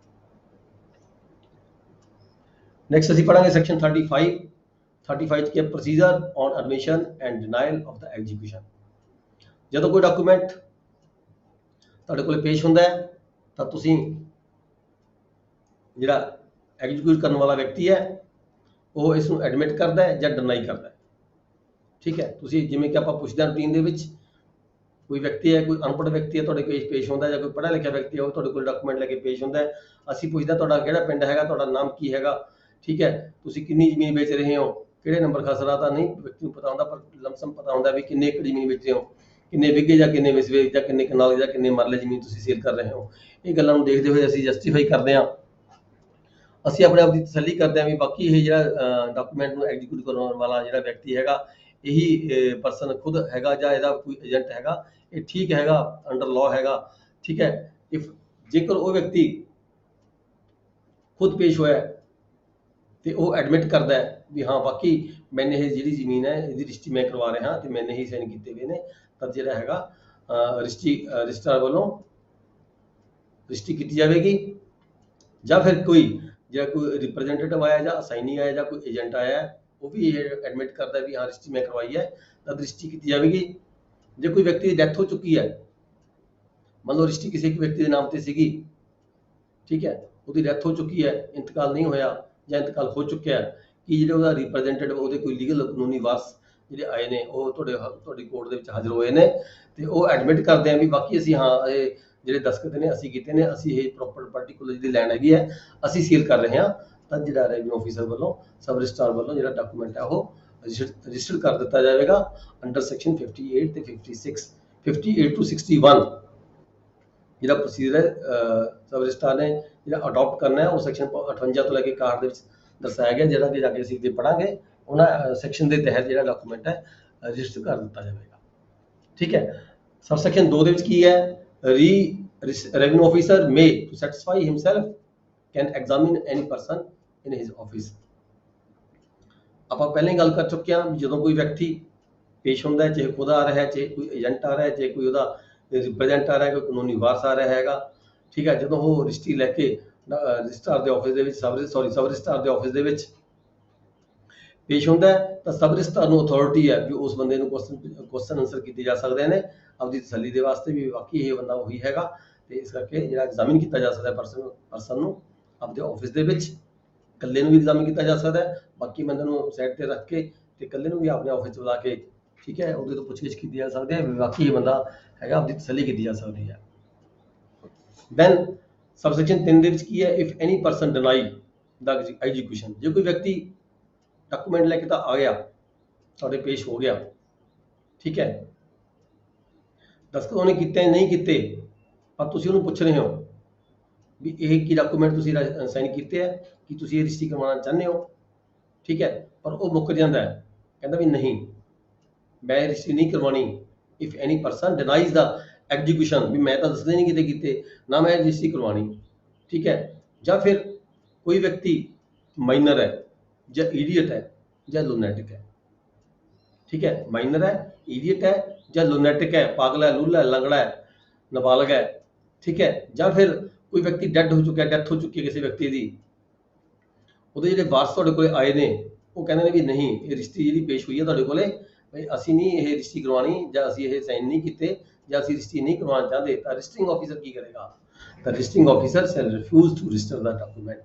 ਤਾਂ ਜਿਹੜਾ ਆਫੀਸਰ ਹੈਗਾ ਸਬ ਰਜਿਸਟਰਾਰ ਜਾਂ ਜੁਆਇੰਟ ਸਬ ਰਜਿਸਟਰਾਰ ਹੈ, ਮੇ ਵੀ ਕੋਈ ਵੀ ਹੋ ਸਕਦਾ ਹੈ, ਤਾਂ ਉਹ ਡਾਕੂਮੈਂਟ ਨੂੰ, ਇਹ ਕਿਹੜੇ ਕੇਸ ਨੇ, 3-4 ਕੇਸ ਜਿਹੜੇ ਆਪਾਂ ਡਿਸਕਸ ਕੀਤੇ ਨੇ, ਇਹਨਾਂ ਕੇਸਾਂ ਦੇ ਵਿੱਚ ਜਦੋਂ ਕੋਈ ਡਿਨਾਈ ਕਰ ਜਾਵੇ, ਕਹਿੰਦੇ ਵੀ ਮੈਂ ਰਜਿਸਟਰੀ ਨਹੀਂ ਕਰਵਾਉਣੀ, ਜਾਂ ਕੋਈ ਮਾਈਨਰ ਹੋਵੇ ਜਾਂ ਕੋਈ ਈਡੀਅਟ ਹੋਵੇ ਜਾਂ ਕੋਈ ਲੂਨੈਟਿਕ ਹੋਵੇ, ਠੀਕ ਹੈ, ਉਹਦੀ ਕੰਸੈਂਟ ਲੈਣ ਦੀ ਕੋਈ ਲੋੜ ਨਹੀਂ ਹੁੰਦੀ, ਤੁਹਾਨੂੰ ਪਤਾ ਲੱਗ ਜਾਂਦਾ ਹੋਵੇ ਵੀ ਹਾਂ ਇਹ ਮਾਈਨਰ ਹੈਗਾ, ਉਹਦੇ ਤੁਸੀਂ ਡਾਕੂਮੈਂਟ ਦੇਖੋਗੇ, ਉਹਦੀ ਬਰਥ ਸਰਟੀਫਿਕੇਟ ਦੇਖੋਗੇ, ਜਾਂ ਕੋਈ ਵਿਅਕਤੀ ਦੱਸ ਦੇਵੇ ਤੁਹਾਨੂੰ ਵੀ ਹਾਂ ਇਹ ਬੰਦਾ ਪਾਗਲ ਹੈਗਾ, ਜਾਂ ਤੁਹਾਨੂੰ ਉਹਦੇ ਫੇਸ ਤੋਂ ਲੱਗਦਾ ਹੋਵੇ ਵੀ ਇਹ ਪਾਗਲ ਹੈਗਾ, ਠੀਕ ਹੈ, ਇਦਾਂ ਦੇ ਵਿਅਕਤੀ ਦੀ ਰਜਿਸਟਰੀ ਹੁੰਦੀ ਹੈ ਅਸੀਂ ਨਹੀਂ ਕਰਨੀ ਹੁੰਦੀ। ਜਾਂ ਡੈਥ ਹੋ ਚੁੱਕੀ ਹੈ ਕਿਸੇ ਵਿਅਕਤੀ ਦੀ ਜਿਸ ਦੇ ਨਾਂ ਤੇ ਰਜਿਸਟਰੀ ਹੋ ਰਹੀ ਹੈ, ਉਹਦੇ ਜਿਹੜੇ ਵਾਰਸ ਨੇ ਉਹ ਦਰਸਾਏ ਗਏ ਹੋਣ ਰਜਿਸਟਰੀ ਦੇ ਵਿੱਚ, ਪਰ ਉਹ ਆ ਕੇ ਮਨਾ ਕਰ ਦੇਣ ਵੀ ਅਸੀਂ ਰਜਿਸਟਰੀ ਨਹੀਂ ਕਰਵਾਉਣੀ, ਤਾਂ ਜਿਹੜਾ ਡਾਕੂਮੈਂਟ ਹੈ ਰਜਿਸਟਰਡ ਨਹੀਂ ਕੀਤਾ ਜਾਵੇਗਾ, ਡਿਨਾਈ ਕੀਤਾ ਜਾਵੇਗਾ, ਰਿਫਿਊਜ਼ ਕੀਤਾ ਜਾਵੇਗਾ ਅੰਡਰ ਲਾਅ। ਫਿਰ ਇਹਦੇ ਵਿੱਚ ਇੱਕ ਪ੍ਰੋਵੀਜ਼ਨ ਦਿੱਤੀ ਗਈ ਹੈ, ਇਫ ਰਜਿਸਟਰਿੰਗ ਆਫੀਸਰ ਇਜ਼ ਰਜਿਸਟਰਾਰ, ਜੇਕਰ ਇਸ ਜਗ੍ਹਾ ਤੇ ਜਿਹੜਾ ਰਜਿਸਟਰਿੰਗ ਆਫੀਸਰ ਹੈ ਉਹ ਰਜਿਸਟਰਾਰ ਹੈਗਾ, ਠੀਕ ਹੈ, he has to follow the procedure part 12, ਤਾਂ ਜਿਹੜਾ ਇਹਦਾ ਪ੍ਰੋਸੀਜਰ ਹੈਗਾ ਉਹ ਪਾਰਟ 12 ਚ ਦਿੱਤਾ ਗਿਆ, ਜਿਹੜਾ ਅਸੀਂ ਅੱਗੇ ਜਾ ਕੇ ਪੜਾਂਗੇ। ਬਾਕੀ ਜਿਹੜਾ ਉੱਪਰ ਜਿਹੜਾ ਅਸੀਂ ਪੜਿਆ ਹੈਗਾ ਉਹ ਸਬ ਰਜਿਸਟਰਾਰ ਤੇ ਜੁਆਇੰਟ ਸਬ ਰਜਿਸਟਰਾਰ ਤੇ ਲਾਗੂ ਹੁੰਦਾ ਹੈ, ਪਰ ਜੇਕਰ ਇੱਥੇ ਰਜਿਸਟਰਿੰਗ ਆਫੀਸਰ ਰਜਿਸਟਰਾਰ ਹੈਗਾ, ਰਜਿਸਟਰਾਰ ਕਿਹੜੇ ਕੇਸਾਂ 'ਚ ਹੋ ਸਕਦਾ ਹੈ, ਮੇ ਵੀ ਕੋਈ ਵੀ ਹੋ ਸਕਦਾ ਹੈ, ਉਹ ਪਾਰਟ 12 ਚ ਦਰਸਾਏ ਗਏ ਹੈਗੇ ਨੇ, ਉੱਥੇ ਜਾ ਕੇ ਅਸੀਂ ਪੜਾਂਗੇ। ਜੇ ਰਜਿਸਟਰਾਰ ਹੈਗਾ ਤਾਂ ਉਸ ਨੂੰ ਪਾਰਟ ਜਿਹੜਾ 12 ਦੇ ਜਿਹੜੀ ਪ੍ਰੋਵੀਜ਼ਨ ਦਿੱਤੀਆਂ ਗਈਆਂ ਨੇ ਉਹ ਫੋਲੋ ਕਰਨੀਆਂ ਹੁੰਦੀਆਂ ਨੇ।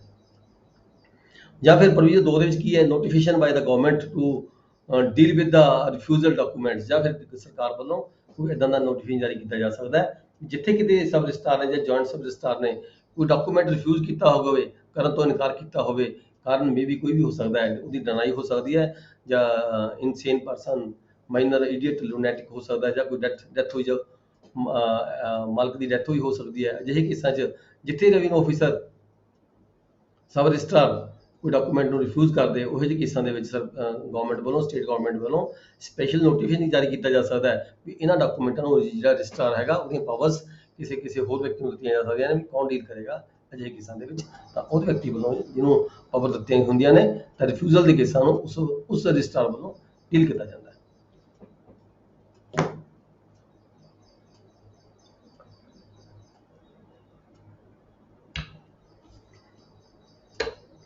ਸਰ ਮੇਰਾ ਇੱਕ ਕੁਐਸਚਨ ਸੀ ਜੀ ਸਰ, 35 ਸੈਕਸ਼ਨ ਦੇ ਵਿੱਚ ਸੀ ਪੁਆਇੰਟ ਤੇ ਲਾਇਆ ਆਪਾਂ ਵੀ if the person executing the document is dead and his representative assign yes, sir ਇਹ ਕਲੀਅਰ ਕਰਿਓ ਥੋੜਾ ਜੀ।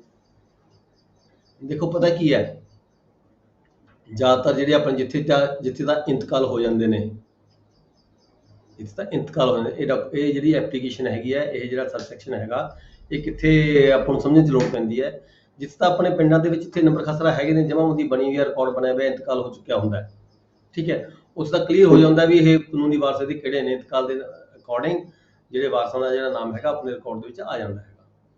ਪਰ ਜਿੱਥੇ ਕਿਤੇ ਸ਼ਹਿਰੀ ਆਬਾਦੀ ਹੁੰਦੀ ਹੈ, ਜਿੱਥੇ ਇੰਤਕਾਲ ਨਹੀਂ ਹੁੰਦੇ, ਜਾਂ ਲਾਲਕੀ ਦੀ ਪ੍ਰਾਪਰਟੀ ਹੁੰਦੀ ਹੈ, ਉੱਥੇ ਰਜਿਸਟਰੀਆਂ ਤਾਂ ਹੋਈਆਂ ਹੁੰਦੀਆਂ ਨੇ, ਰਜਿਸਟਰੀ ਕਿਸ ਨਾਮ ਦੀ ਹੈ, ਉਸ ਵਿਅਕਤੀ ਦੇ ਨਾਮ ਦੀ ਜਿਹਦੀ ਮੌਤ ਹੋ ਚੁੱਕੀ ਹੁੰਦੀ ਹੈ, ਠੀਕ ਹੈ, ਉੱਥੇ ਰਿਕਾਰਡ ਤੇ ਤੁਹਾਡੇ ਕੋਲ ਕੋਈ ਸਬੂਤ ਨਹੀਂ ਹੁੰਦਾ ਵੀ ਇਹ ਬੰਦਾ ਮਰ ਚੁੱਕਿਆ ਜਾਂ ਨਹੀਂ ਮਰ ਚੁੱਕਿਆ, ਪਰ ਜੇਕਰ ਸਬੂਤ ਜਾਰੀ ਹੋ ਜਾਂਦਾ ਵੀ ਹਾਂ ਬੰਦਾ ਇਹ ਮਰ ਚੁੱਕਿਆ ਹੈ, ਠੀਕ ਹੈ, ਫਿਰ ਉਹਦੇ ਜਿਹੜੇ ਕਾਨੂੰਨੀ ਵਾਰਸ ਨੇ ਉਹਦੇ ਲਈ ਸੈਪਰੇਟ ਜਿਹੜਾ ਸਰਟੀਫਿਕੇਟ ਸਾਨੂੰ ਬਣਾਉਣਾ ਹੁੰਦਾ ਲੀਗਲ ਹੇਅਰਸ ਦਾ, ਉਹ ਲੀਗਲ ਹੇਅਰ ਦਾ ਸਰਟੀਫਿਕੇਟ ਤੁਹਾਡੇ ਕੋਲ ਕੋਈ ਰਜਿਸਟਰੀ ਲੈ ਕੇ ਬੰਦਾ ਆ ਜਾਂਦਾ ਹੈ, ਕੋਈ ਐਸਾ ਬੰਦਾ ਆ ਜਾਂਦਾ ਰਜਿਸਟਰੀ ਲੈ ਕੇ ਜਿੱਥੇ ਸੈਟੀਸਫੈਕਸ਼ਨ ਨਹੀਂ ਹੁੰਦੀ, ਉਹਦੇ ਕਾਨੂੰਨੀ ਵਾਰਸ ਵੀ ਆ ਜਾਂਦੇ ਨੇ ਉਸ ਰਜਿਸਟਰੀ ਦੇ ਪਿੱਛੇ ਉਹ ਆ ਕੇ ਕਹਿੰਦੇ ਨੇ ਵੀ ਅਸੀਂ ਇਹਦੇ ਵਾਰਸ ਹਾਂ, ਇਹ ਬੰਦਾ ਤਾਂ ਮਰ ਚੁੱਕਿਆ ਹੈ, ਅਸੀਂ ਇਹਦੇ ਵਾਰਸ ਹਾਂ, ਅਸੀਂ ਰਜਿਸਟਰੀ ਨਹੀਂ ਕਰਵਾਉਣਾ ਚਾਹੁੰਦੇ। ਇਦਾਂ ਦੇ ਇਹ ਹੈਗਾ ਡੀਲ ਕਰਨ ਦੇ ਲਈ ਇਹ ਜਿਹੜੀ ਸਬਸੈਕਸ਼ਨ ਹੈਗੀ ਹੈ ਉਹ ਬਣਾਈ ਗਈ। ਠੀਕ sir, thank you sir. Next ਅਸੀਂ ਪੜਾਂਗੇ ਪਾਰਟ 7। ਇਸ ਐਕਟ ਦਾ ਜਿਹੜਾ ਪਾਰਟ 7 ਹੈ, enforcing the appearance of executant and witness, ਮਤਲਬ ਇਨਫੋਰਸਿੰਗ ਕਰਨਾ ਕਿਸੇ ਨੂੰ ਸਬ ਰਜਿਸਟਰਾਰ ਜਾਂ ਜੁਆਇੰਟ ਸਬ ਰਜਿਸਟਰਾਰ ਕਿਸੇ ਵੀ ਵਿਅਕਤੀ ਨੂੰ, ਠੀਕ ਹੈ, ਅਪੀਅਰ ਹੋਣ ਦੇ ਲਈ ਆਪਦੀ ਕੋਰਟ ਦੇ ਵਿੱਚ, ਆਪਦੇ ਆਫਿਸ ਦੇ ਵਿੱਚ ਅਪੀਅਰ ਹੋਣ ਲਈ ਕਿਸੇ ਐਗਜ਼ੀਕਿਊਟੈਂਟ ਨੂੰ, ਐਗਜ਼ੀਕਿਊਟੈਂਟ ਕੌਣ ਹੁੰਦੇ ਨੇ, ਜਿਨ੍ਹਾਂ ਨੇ ਡਾਕੂਮੈਂਟ ਸਾਈਨ ਕੀਤਾ ਹੁੰਦਾ ਹੈ, ਜਾਂ ਵਿਟਨੈਸ ਨੂੰ ਇਨਫੋਰਸਿੰਗ ਕਰ ਸਕਦਾ ਹੈ, ਬੁਲਾ ਸਕਦਾ ਹੈਗਾ ਅਪੀਅਰ ਹੋਣ ਦੇ ਲਈ ਕਿਸੇ ਵੀ ਐਗਜ਼ੀਕਿਊਟੈਂਟ ਨੂੰ ਜਾਂ ਵਿਟਨੈਸ ਨੂੰ, ਜਿਹੜਾ ਸਬ ਰਜਿਸਟਰਾਰ ਹੈ, ਜੁਆਇੰਟ ਸਬ ਰਜਿਸਟਰਾਰ ਹੈ, ਆਪਣੇ ਆਫਿਸ ਦੇ ਵਿੱਚ ਬੁਲਾ ਸਕਦਾ ਹੈ। ਇਸ ਜਿਹੜੇ ਸੈਕਸ਼ਨਸ ਨੇ ਸਾਰੇ ਜਿਹੜਾ ਆਪਾਂ ਅਸੀਂ ਪੜਾਂਗੇ ਉਹ ਇਸ ਵਿਸ਼ੇ ਨਾਲ ਸੰਬੰਧਿਤ ਹੈਗੇ ਨੇ। Part 7 enforcing the appearance of the executants and the witnesses. Section 36 ਪੜਾਂਗੇ ਜੀ, where appearance of the executants and witness desire, ਜਿੱਥੇ ਕਿਤੇ ਦੇਖੋ ਕੋਈ ਵਿਅਕਤੀ ਜਿਹੜਾ ਡਾਕੂਮੈਂਟ ਹੈਗਾ ਉਹ ਸਬਮਿਟ ਕਰਦਾ ਹੈ, ਪੇਸ਼ ਕਰਦਾ ਹੈ ਸਬ ਰਜਿਸਟਰਾਰ ਦੇ ਆਫਿਸ ਦੇ ਵਿੱਚ for the purpose of registration, ਕੋਈ ਡਾਕੂਮੈਂਟ ਪੇਸ਼ ਕੀਤਾ ਜਾ ਰਿਹਾ ਹੈ ਕਿਸੇ ਵਿਅਕਤੀ ਵੱਲੋਂ, ਠੀਕ ਹੈ, ਤੇ ਨਾਲ ਹੀ ਉਹ ਵਿਅਕਤੀ ਕੀ ਕਰਦਾ ਹੈ, ਉਹਦੀ ਡਿਜ਼ਾਇਰ ਹੈਗੀ ਹੈ, ਉਹਦੀ ਇੱਛਾ ਹੈਗੀ ਹੈ, ਉਹ ਜੁਆਇੰਟ ਸਬ ਰਜਿਸਟਰਾਰ ਦੇ ਜਾਂ ਸਬ ਰਜਿਸਟਰਾਰ ਦੇ ਧਿਆਨ 'ਚ ਲੈ ਕੇ ਆਉਂਦਾ ਹੈ ਵੀ ਉਹ ਜਿਹੜਾ ਫਰਦਰ ਫਲਾਣਾ ਵਿਅਕਤੀ ਹੈਗਾ, ਇਹ ਰਜਿਸਟਰੀ ਦੇ ਲਈ ਉਹਦਾ ਆਉਣਾ ਇੱਥੇ ਆਫਿਸ ਜ਼ਰੂਰੀ ਹੈਗਾ, ਜਾਂ ਐਜ ਏ ਵਿਟਨੈਸ ਜਾਂ ਐਜ ਏ ਐਗਜ਼ੀਕਿਊਟਰ ਜਾਂ ਐਜ਼ ਏ ਫਰਸਰ ਕੋਈ ਰੀਜ਼ਨ ਮੇ ਵੀ ਕੋਈ ਹੋ ਸਕਦਾ ਹੈਗਾ ਜੋ ਸੈਟੀਸਫਾਈ ਕਰਾਉਂਦਾ ਹੈ ਸਬ ਰਜਿਸਟਰਾਰ ਨੂੰ ਕਿ ਫਲਾਣੇ ਵਿਅਕਤੀ ਦਾ ਜਿਹੜਾ ਕੋਰਟ ਦੇ ਵਿੱਚ ਤੁਹਾਡੇ ਆਫਿਸ ਦੇ ਵਿੱਚ ਇਸ ਸ੍ਰਿਸ਼ਟੀ ਦੇ ਮਕਸਦ ਦੇ ਲਈ ਆਉਣਾ ਜ਼ਰੂਰੀ ਹੈਗਾ, ਤਾਂ ਸਬ ਰਜਿਸਟਰਾਰ ਵੱਲੋਂ ਜਾਂ ਉਸ ਵਿਅਕਤੀ ਨੂੰ ਪਾਰਟਿਕੂਲਰ ਵਿਅਕਤੀ ਨੂੰ ਜਿਹੜਾ ਨੋਟਿਸ ਹੈਗਾ ਉਹ ਭੇਜਿਆ ਜਾ ਸਕਦਾ ਹੈ। ਟਾਈਮ ਡੇਟ ਫਿਕਸ ਕਰਕੇ the registering officer may call upon the issue of summon ਜਾਰੀ ਕੀਤੇ ਜਾ ਸਕਦੇ ਨੇ ਕਿਸੇ ਵੀ ਕੋਰਟ ਨੂੰ ਜਾਂ ਕਿਸੇ ਆਫਿਸਰ ਨੂੰ ਜਿਸ ਦੇ ਅਧਿਕਾਰ ਖੇਤਰ ਦੇ ਵਿੱਚ ਉਹ ਵਿਅਕਤੀ ਰਹਿੰਦਾ ਹੋਵੇ, ਜਿਸ ਕੋਰਟ ਦੀ ਜਾਂ ਕਿਸੇ ਆਫਿਸਰ ਦੇ ਅਧਿਕਾਰ ਖੇਤਰ 'ਚ। ਮੰਨ ਲਓ ਤੁਸੀਂ ਡਾਕੂਮੈਂਟ ਨੂੰ ਰਜਿਸਟਰ ਪਟਿਆਲੇ ਕਰਨਾ ਹੈ, ਜਿਹੜਾ ਪਰਸਨ ਕੰਸਰਨਡ ਹੈਗਾ ਜਿਹਦੀ ਇਹਦੀ ਅਪੀਅਰੈਂਸ ਹੈਗੀ ਹੈ ਜ਼ਰੂਰੀ ਹੈਗੀ ਹੈ, ਤਾਂ ਉਹ ਰਹਿੰਦਾ ਹੈਗਾ ਪਤਨਾ ਰਹਿੰਦਾ ਮੰਨ ਲਓ, ਠੀਕ ਹੈ, ਪਤਨਾ ਤਹਿਸੀਲ ਦੇ ਵਿੱਚ ਰਹਿੰਦਾ, ਤਾਂ ਇਸ ਸਬ ਰਜਿਸਟਰਾਰ ਵੱਲੋਂ ਪਤਨ ਦੇ ਸਬ ਰਜਿਸਟਰਾਰ ਨੂੰ ਜਿਹੜਾ ਨੋਟਿਸ ਹੈ ਉਹ ਭੇਜਿਆ ਜਾ ਸਕਦਾ ਹੈ ਵੀ ਫਲਾਣੇ ਪਰਸਨ ਨੂੰ ਜਿਹੜੀ ਹੈਗੀ ਹੈ ਉਹ ਤਲਾਹ ਕਰਾਈ ਜਾਵੇ, ਉਹ ਇੰਨੀ ਤਰੀਕ ਨੂੰ ਇਸ ਇੰਨੇ ਵਜੇ ਮੇਰੇ ਜਿਹੜਾ ਆਫਿਸ ਦੇ ਵਿੱਚ ਆ ਕੇ ਪੇਸ਼ ਹੋਵੇ, ਅੱਗੇ ਜਿਹੜਾ ਡਾਕੂਮੈਂਟ ਅਸੀਂ ਰਜਿਸਟਰ ਕਰਨਾ ਉਹਦੀ ਜਿਹੜੀ ਇਹਦੀ ਅਪੀਅਰੈਂਸ ਹੈਗੀ ਇੱਥੇ ਜ਼ਰੂਰੀ ਹੈਗੀ ਹੈ, ਠੀਕ ਹੈ ਜੀ। Where appearance and executants are witness desire, ਇੱਥੇ ਵੀ ਕਿਤੇ ਜ਼ਰੂਰਤ ਲੱਗਦੀ ਹੈ ਕੰਸਰਨਿੰਗ ਆਫਿਸਰ ਨੂੰ, ਜਾਣੀ ਕਿ ਸਬ ਰਜਿਸਟਰਾਰ ਨੂੰ ਜ਼ਰੂਰਤ ਲੱਗਦੀ ਹੈ। Registering officer may call upon the issue summons to the officers to appear in person or by the agent, time and place fixed ਕਰਕੇ ਵੀ ਉਹ ਖੁਦ ਆਵੇ ਜਾਂ ਫਿਰ ਉਹਦਾ ਆਪਦੇ ਕਿਸੇ ਅਥੋਰਾਈਜ਼ ਪਰਸਨ ਨੂੰ, ਏਜੰਟ ਨੂੰ, ਕਿਸੇ ਨੂੰ ਅਥੋਰਾਈਜ਼ ਕਰਕੇ ਉਹ ਇੰਨੀ ਤਰੀਕ ਨੂੰ ਇੰਨੇ ਵਜੇ ਮੇਰੇ ਆਫਿਸ ਦੇ ਵਿੱਚ ਪਹੁੰਚੇ। ਇਹਦੇ ਲਈ ਉਹ ਡਾਇਰੈਕਟ ਵੀ ਉਸਨੂੰ ਸਮਨ ਕੀਤਾ ਜਾ ਸਕਦਾ ਜੇ ਉਹਦੇ ਅਧਿਕਾਰ ਖੇਤਰ ਦੇ ਵਿੱਚ ਹੈ। ਜੇ ਉਹਦੇ ਅਧਿਕਾਰ ਖੇਤਰ ਦੇ ਬਾਹਰ ਹੈਗਾ, ਕਿਸੇ ਹੋਰ ਤਹਿਸੀਲ ਦੇ ਵਿੱਚ ਹੈਗਾ, ਤਾਂ ਕੰਸਰਨਡ ਕੋਰਟ ਜਿਹੜੀ ਅਧਿਕਾਰ ਖੇਤਰ ਰੱਖਦੀ ਹੈ ਉਸ ਕੋਰਟ ਨੂੰ ਜਾਂ ਉਸ ਆਫਿਸਰ ਨੂੰ ਜਿਹੜਾ ਸਮਨ ਹੈ ਤੁਸੀਂ ਭੇਜ ਸਕਦੇ ਹੋ, ਠੀਕ ਹੈ ਜੀ। ਨੈਕਸਟ ਆ ਗਿਆ section 737 officer or court to issue and cause service of the summons. ਇੱਥੇ ਕੀ ਆ ਗਿਆ ਦੇਖੋ, ਤੁਸੀਂ ਕਿਸੇ ਪਰਸਨ ਨੂੰ ਸਮਨ ਭੇਜਣ ਦੀ ਬਜਾਏ, ਕਿਉਂਕਿ ਉਹ ਤੁਹਾਡੇ ਅਧਿਕਾਰ ਖੇਤਰ 'ਚ ਨਹੀਂ ਸੀ ਰਹਿੰਦਾ, ਉਹਨੂੰ ਭੇਜਣ ਦੀ ਬਜਾਏ ਤੁਸੀਂ ਕਿਸੇ ਕੋਰਟ ਨੂੰ ਜਾਂ ਕਿਸੇ ਆਫਿਸਰ ਨੂੰ ਸਮਨ ਭੇਜ ਦਿੱਤਾ ਜਿਸ ਦੇ ਅਧਿਕਾਰ ਖੇਤਰ 'ਚ ਉਹ ਵਿਅਕਤੀ ਰਹਿੰਦਾ ਸੀਗਾ, ਤਾਂ ਸੈਕਸ਼ਨ 37 ਦੇ ਵਿੱਚ ਇਹ ਪ੍ਰੋਵੀਜ਼ਨ ਹੈਗੀ ਆ ਵੀ ਉਹ ਕੰਸਰਨਡ ਜਿਹੜੀ ਆਫਿਸਰ ਹੈ, ਕੰਸਰਨਡ ਆਫਿਸਰ ਕੰਸਰਨਡ ਕੋਰਟ ਹੈਗੀ ਆ ਜਿਹੜੀ ਉਹਦੀ ਸਮਨਿੰਗ ਏਜੰਸੀ ਹੈਗੀ ਆ, ਉਸ ਸਮਨਿੰਗ ਏਜੰਸੀ ਦੇ ਰਾਹੀਂ ਉਸ ਵਿਅਕਤੀ ਨੂੰ ਜਿਹੜਾ ਹੈਗਾ ਸਮਨ ਕਰਵਾਇਆ ਜਾਏਗਾ। ਸਮਨ ਕਰਵਾ ਕੇ ਉਹਦੀ ਜਿਹੜੀ ਲਿਖਾ ਪੜ੍ਹੀ ਕਰਕੇ ਵੀ ਪ੍ਰੋਪਰ ਉਹਨੂੰ ਸਮਨਿੰਗ ਹੋ ਚੁੱਕੀ ਜਾਂ ਨਹੀਂ ਹੋ ਚੁੱਕੀ, ਜੋ ਵੀ ਹੈਗਾ, ਜਿਸ ਤਰ੍ਹਾਂ ਦੀ ਵੀ ਕੋਈ ਥੱਲੋਂ ਜਿਹੜੀ ਮਤਲਬ ਸਮਨਿੰਗ ਅਥਾਰਟੀ ਵੱਲੋਂ ਜੋ ਰਿਪੋਰਟ ਆਉਂਦੀ ਹੈਗੀ ਆ, ਉਸ ਰਿਪੋਰਟ ਨੂੰ ਕੀ ਹੈਗਾ ਫਰਦਰ ਜਿਹੜਾ ਕੰਸਰਨਡ ਆਫਿਸਰ ਹੈ ਜਿਸ ਨੇ ਸਮਨ ਭੇਜੇ ਸੀਗੇ ਉਸ ਕੋਰਟ ਵਿੱਚ ਭੇਜਿਆ ਜਾਵੇਗਾ।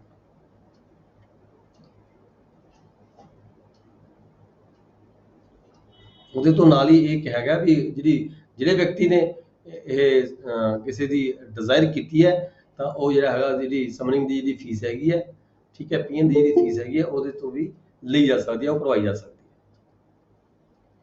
ਨੈਕਸਟ ਅਸੀਂ ਡੀਲ ਕਰਾਂਗੇ section 38 person execute from appearance at decision office. Person exempted, ਕਿਹੜੇ ਵਿਅਕਤੀਆਂ ਨੂੰ ਤੁਸੀਂ ਹਾਜ਼ਰ ਹੋਣ ਦੇ ਲਈ ਐਗਜ਼ੈਂਪਟ ਕੀਤਾ ਜਾ ਸਕਦਾ ਹੈਗਾ। ਮੇਰੇ ਖਿਆਲ ਆਪਾਂ ਪਹਿਲਾਂ ਵੀ ਪੜ੍ਹਿਆ ਸੀਗਾ, person exempt from the appearance at the decision office.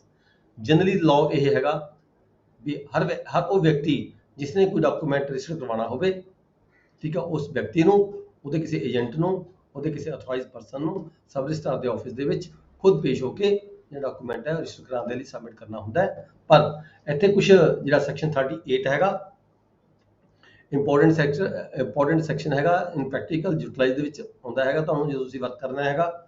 ਇਹਦੇ ਵਿੱਚ ਕੀ ਹੈਗਾ, ਕੁਝ ਪਰਸਨ ਨੂੰ ਐਗਜ਼ੈਂਪਟ ਕੀਤਾ ਗਿਆ ਵੀ ਰਜਿਸਟ੍ਰੇਸ਼ਨ ਆਫਿਸ ਦੇ ਵਿੱਚ ਉਹ ਖੁਦ ਜਾਣ ਦੀ ਬਜਾਏ ਉਹਦੀ ਪ੍ਰੋਵੀਜ਼ਨ ਹੈਗੀ ਅੱਗੇ ਦੱਸ ਕੇ ਵੀ ਉਹਦਾ ਜਿਹੜਾ ਹੈਗਾ ਉਹ ਸਿਸਟਮ ਕੀ ਹੈ, ਕੀ ਪ੍ਰੋਸੈਸ ਅਡਾਪਟ ਕੀਤਾ ਜਾਂਦਾ ਹੈ। ਉਹ ਵਿਅਕਤੀ ਸਬਸੈਕਸ਼ਨ 1 ਰਹੇਗਾ, subsection 1 the clause A person ਬੋਡਲੀ ਇਨਫਰਮਿਟੀ ਅਨਏਬਲ, ਜਦੋਂ ਕੋਈ ਵਿਅਕਤੀ ਉਹਦੀ ਬੋਡੀ ਇਜਾਜ਼ਤ ਨਾ ਦਿੰਦੀ ਹੋਵੇ, ਕੋਈ ਪੈਰਾਲਾਈਜ਼ ਦਾ ਅਟੈਕ ਹੋਇਆ ਹੋਵੇ ਜਾਂ ਚੱਲ ਨਾ ਸਕਦਾ ਹੋਵੇ, ਤੁਰ ਨਾ ਸਕਦਾ ਹੋਵੇ, ਬੋਡਲੀ ਤੌਰ ਤੇ ਉਹ ਜਿਹੜਾ ਹੈਗਾ ਮਤਲਬ ਕਿ ਇਨਫਰਮਲੀ ਅਨਏਬਲ ਹੋਵੇ ਆਫਿਸ ਜਾਣ ਦੇ ਲਈ। ਜੇ ਆਫਿਸ ਜਾਂਦਾ ਹੈ ਤਾਂ ਉਹਦਾ ਕੋਈ ਨੁਕਸਾਨ ਹੋ ਸਕਦਾ ਹੋਵੇ। ਅਜਿਹੇ ਕੇਸਾਂ ਦੇ ਵਿੱਚ, ਠੀਕ ਹੈ, ਜਿਹੜਾ ਹੈਗਾ ਪਰਸਨ ਉਹਨੂੰ ਐਗਜ਼ੈਂਪਸ਼ਨ ਦਿੱਤੀ ਗਈ ਹੈ ਸਬ ਰਜਿਸਟਰਾਰ ਦੇ ਆਫਿਸ ਵਿੱਚ ਆਉਣ ਦੀ, ਐਗਜ਼ੈਂਪਟ ਕੀਤਾ ਗਿਆ ਉਸ ਨੂੰ। ਜਾਂ ਫਿਰ ਕੋਈ ਵਿਅਕਤੀ ਕਿਸੇ ਸਿਵਲ ਦੇ ਵਿੱਚ ਜਾਂ ਕਿਸੇ ਕ੍ਰਿਮੀਨਲ ਕੇਸ ਦੇ ਵਿੱਚ ਜੇਲ੍ਹ ਦੇ ਵਿੱਚ ਬੰਦ ਹੋਵੇ, ਠੀਕ ਹੈ, ਤੇ ਉਹ ਵੀ ਵਿਅਕਤੀ ਆਉਣ ਤੋਂ ਕੋਰਟ ਦੇ ਸਬ ਰਜਿਸਟਰਾਰ ਦੇ ਆਫਿਸ ਦੇ ਵਿੱਚ ਆਉਣ ਦੇ ਵਿੱਚ ਅਸਮਰਥ ਹੋਵੇ ਜਾਂ ਉਹਨੂੰ ਨਾ ਲੈ ਕੇ ਆਇਆ ਜਾ ਸਕਦਾ ਹੋਵੇ ਅਥਾਰਟੀਜ਼ ਵੱਲੋਂ, ਤਾਂ ਉਹ ਵਿਅਕਤੀ ਨੂੰ ਵੀ ਜਿਹੜੀ ਐਗਜ਼ੈਂਪਸ਼ਨ ਹੈ ਦਿੱਤੀ ਗਈ ਹੈ ਸਬ ਰਜਿਸਟਰਾਰ ਦੇ ਆਫਿਸ 'ਚ ਆਉਣ ਦੇ ਲਈ। ਜਾਂ ਫਿਰ ਐਗਜ਼ੈਂਪਸ਼ਨ ਬਾਏ ਦਾ ਲਾਅ, ਕੁਛ ਲਾਅ ਆਪਾਂ ਅੱਗੇ ਜਾ ਕੇ ਪੜ੍ਹਾਂਗੇ ਵੀ ਕਿਹੜੇ ਕਿਹੜੇ ਕੁਛ ਪਰਟੀਕੂਲਰ ਵਿਅਕਤੀ ਹੁੰਦੇ ਨੇ ਜਿਹਨੂੰ ਲਾਅ ਦੇ ਵਿੱਚ ਪ੍ਰੋਵਾਈਡ ਕੀਤਾ ਗਿਆ, ਜਿਵੇਂ ਪ੍ਰੈਜ਼ੀਡੈਂਟ ਹੈ, ਰਾਸ਼ਟਰਪਤੀ, ਗਵਰਨਰ ਹੈ ਜੀ, ਮਿਨਿਸਟਰੀ ਹੁੰਦੀ ਹੈ, ਕੁਛ ਸੈਕਟਰੀ ਆਫ ਦਾ ਗਵਰਨਮੈਂਟਸ ਹੁੰਦੇ ਆ, ਕੁਛ ਵਿਅਕਤੀ ਐਸੇ ਹੁੰਦੇ ਨੇ, ਅਸੀਂ ਅੱਗੇ ਡਿਟੇਲਸ ਪੜ੍ਹਾਂਗੇ। ਪ੍ਰੋਵਾਈਡਡ ਬਾਏ ਦਾ ਲਾਅ ਐਗਜ਼ੈਂਪਸ਼ਨ ਦਿੱਤੀ ਗਈ ਹੈ, ਹਾਈ ਕੋਰਟ ਦੇ ਜੱਜਸ ਵਗੈਰਾ ਹੁੰਦੇ ਆ, ਇਦਾਂ ਦੇ ਬਹੁਤ ਸਾਰੇ ਕੇਸਿਸ ਹੈ ਜਦੋਂ ਕਿਸੇ ਅੱਗੇ ਜਾ ਕੇ ਸਟੱਡੀ ਕਰਾਂਗੇ। ਐਗਜ਼ੈਂਪਸ਼ਨ ਬਾਏ ਦਾ ਲਾਅ ਦਿੱਤੀ ਗਈ ਹੈ, ਉਹਨਾਂ ਵਿਅਕਤੀਆਂ ਨੂੰ ਵੀ ਜਿਹੜੀ ਐਗਜ਼ੈਂਪਸ਼ਨ ਹੈ ਉਹਨਾਂ ਨੂੰ ਵੀ ਸਬ ਰਜਿਸਟਰਾਰ ਦੇ ਆਫਿਸ ਜਾ ਕੇ ਪੇਸ਼ ਕਰਨ ਦੀ ਜ਼ਰੂਰਤ ਨਹੀਂ ਹੁੰਦੀ। ਠੀਕ ਹੈ, shall not be required to so appear in the registering officers। ਇੱਥੇ ਫਿਰ ਕੀ ਹੁੰਦਾ ਹੈ, ਸਬਸੈਕਸ਼ਨ 2 ਸੈਕਸ਼ਨ 38 ਦੀ ਸਬਸੈਕਸ਼ਨ 2 ਦੇ ਵਿੱਚ ਕੀ ਹੈਗਾ, ਅਜਿਹੇ ਕੇਸਾਂ ਦੇ ਵਿੱਚ ਕੰਸਰਨਡ ਪਾਰਟੀਆਂ ਵੱਲੋਂ ਸਬ ਰਜਿਸਟਰਾਰ ਦੇ ਆਫਿਸ ਦੇ ਵਿੱਚ ਐਪਲੀਕੇਸ਼ਨ ਦਿੱਤੀ ਜਾਂਦੀ ਹੈ, ਉਹਦੇ ਵਿੱਚ ਜਿਹੜੇ ਸਾਰੇ ਤੱਥ ਹੈਗੇ ਆ ਉਹ ਦਰਸਾਏ ਜਾਂਦੇ ਨੇ ਵੀ ਇਦਾਂ ਦਾ ਕਰਕੇ ਇਹ ਵਿਅਕਤੀ ਜਿਹੜਾ ਹੈਗਾ ਇਹ ਬਿਮਾਰ ਹੈਗਾ, ਇਹ ਤੁਰ ਫਿਰ ਨਹੀਂ ਸਕਦਾ। ਠੀਕ ਹੈ, ਇਹ ਵੀ ਜੇਕਰ ਇਹ ਆਉਂਦਾ ਤਾਂ ਇਹਦਾ ਕੋਈ ਨੁਕਸਾਨ ਹੋ ਸਕਦਾ ਹੈ ਜਾਂ ਇਹਨੂੰ ਪੈਰਾਲਾਈਜ਼ ਦਾ ਕੋਈ ਅਟੈਕ ਹੋਇਆ ਪਿਆ ਤੇ ਜਾਂ ਫਿਰ ਵਿਅਕਤੀ ਜੇਲ੍ਹ ਦੇ ਵਿੱਚ ਹੈਗਾ, ਜਾਂ ਫਿਰ ਬਾਈ ਦਾ ਜਿਹੜਾ ਲਾਅ ਹੈਗਾ ਉਹ ਲਾਅ ਦੇ ਆਧਾਰ ਤੇ ਉਸਨੂੰ ਐਗਜ਼ੈਂਪਟ ਕੀਤਾ ਗਿਆ ਹੈਗਾ, ਤਾਂ ਐਪਲੀਕੇਸ਼ਨ ਦਿੱਤੀ ਹੈਗੀ ਸਬ ਰਜਿਸਟਰਾਰ ਦੇ ਆਫਿਸ ਦੇ ਵਿੱਚ। ਐਪਲੀਕੇਸ਼ਨ ਦੇ ਆਧਾਰ ਤੇ ਸੈਟੀਸਫਾਈ ਹੁੰਦੇ ਹੋਏ ਜਿਹੜਾ ਕੰਸਰਨਡ ਆਫਿਸਰ ਹੈਗਾ ਉਹ ਜਿੱਥੇ ਵਿਅਕਤੀ ਜੇ ਕੋਈ ਘਰ ਦੇ ਵਿੱਚ ਹੈਗਾ ਤਾਂ ਘਰ ਦੇ ਵਿੱਚ ਜਾ ਕੇ, ਜਾਂ ਜੇ ਕੋਈ ਵਿਅਕਤੀ ਉਸ ਵੇਲੇ ਹਸਪਤਾਲ ਦੇ ਵਿੱਚ ਹੈਗਾ ਹਸਪੀਟਲ ਵਿੱਚ ਜਾ ਕੇ ਜਿਹੜਾ ਡਾਕੂਮੈਂਟ ਹੈਗਾ ਉਹਦਾ ਰਜਿਸਟਰ ਕਰ ਸਕਦਾ ਹੈ, ਜਾਂ ਜੇ ਕੋਈ ਵਿਅਕਤੀ ਜੇਲ੍ਹ ਦੇ ਵਿੱਚ ਬੰਦ ਹੈਗਾ ਤਾਂ ਜੇਲ੍ਹ ਦੇ ਵਿੱਚ ਜਾ ਕੇ ਵੀ ਉਹਦਾ ਜਿਹੜਾ ਡਾਕੂਮੈਂਟ ਹੈ ਰਜਿਸਟਰ ਕੀਤਾ ਜਾ ਸਕਦਾ ਹੈ, ਜਾਂ ਫਿਰ ਪਰਸਨਲ ਰੈਜ਼ੀਡੈਂਸ ਦੇ ਉੱਪਰ ਜਿੱਥੇ ਉਸ ਵਿਅਕਤੀ ਦਾ ਜਿਹੜਾ ਹੈਗਾ ਐਡਰੈਸ ਹੈਗਾ, ਰਹਿੰਦਾ ਹੈਗਾ, ਜਾਂ ਜਿੱਥੇ ਉਹ ਵਿਅਕਤੀ ਖੁਦ ਹੈਗਾ, ਠੀਕ ਹੈ, ਉਸ ਰੈਜ਼ੀਡੈਂਸ ਦੇ ਉੱਪਰ ਜਾ ਕੇ ਜਿਹੜਾ ਸਬ ਰਜਿਸਟਰਾਰ ਦੇ ਵੱਲੋਂ ਡਾਕੂਮੈਂਟ ਰਜਿਸਟਰ ਕੀਤਾ ਜਾਏਗਾ। ਸਬ ਰਜਿਸਟਰਾਰ ਖੁਦ ਵੀ ਜਾ ਸਕਦਾ ਹੈ ਇਸ ਕੰਮ ਦੇ ਲਈ। ਜੇ ਸਬ ਰਜਿਸਟਰਾਰ ਕੋਲ ਖੁਦ ਕੋਲ ਸਮਾਂ ਨਾ ਹੋਵੇ ਤਾਂ ਆਪਣੇ ਕਿਸੇ ਸਬਆਰਡੀਨੇਟ ਨੂੰ ਕਮਿਸ਼ਨ ਨਿਯੁਕਤ ਕਰਕੇ ਪਰਟੀਕੂਲਰ ਵਿਅਕਤੀ ਦੇ ਜਿਹੜੇ ਸਾਈਨ ਆਇਡੈਂਟੀਫਿਕੇਸ਼ਨ ਦੇ ਲਈ, ਉਹਦੇ ਬਿਆਨ ਲੈਣ ਦੇ ਲਈ ਆਪਣੇ ਵੱਲੋਂ ਕਮਿਸ਼ਨ ਵੀ ਨਿਯੁਕਤ ਕੀਤਾ ਜਾ ਸਕਦਾ ਹੈ ਕੰਸਰਨਡ ਆਫਿਸਰ ਵੱਲੋਂ। ਫਿਰ ਕਮਿਸ਼ਨ ਜਿਹੜਾ ਨਿਯੁਕਤ ਕੀਤਾ ਗਿਆ ਉਹ ਕਮਿਸ਼ਨ ਐਜ ਏ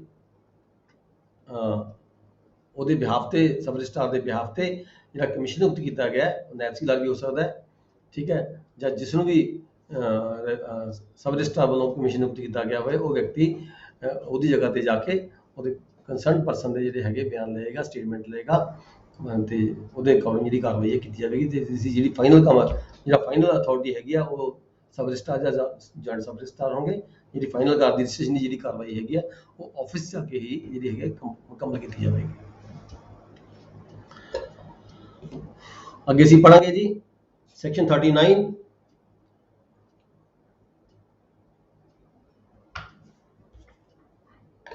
ਸੈਕਸ਼ਨ 39 ਚ ਕੀ ਹੈਗਾ ਜੀ,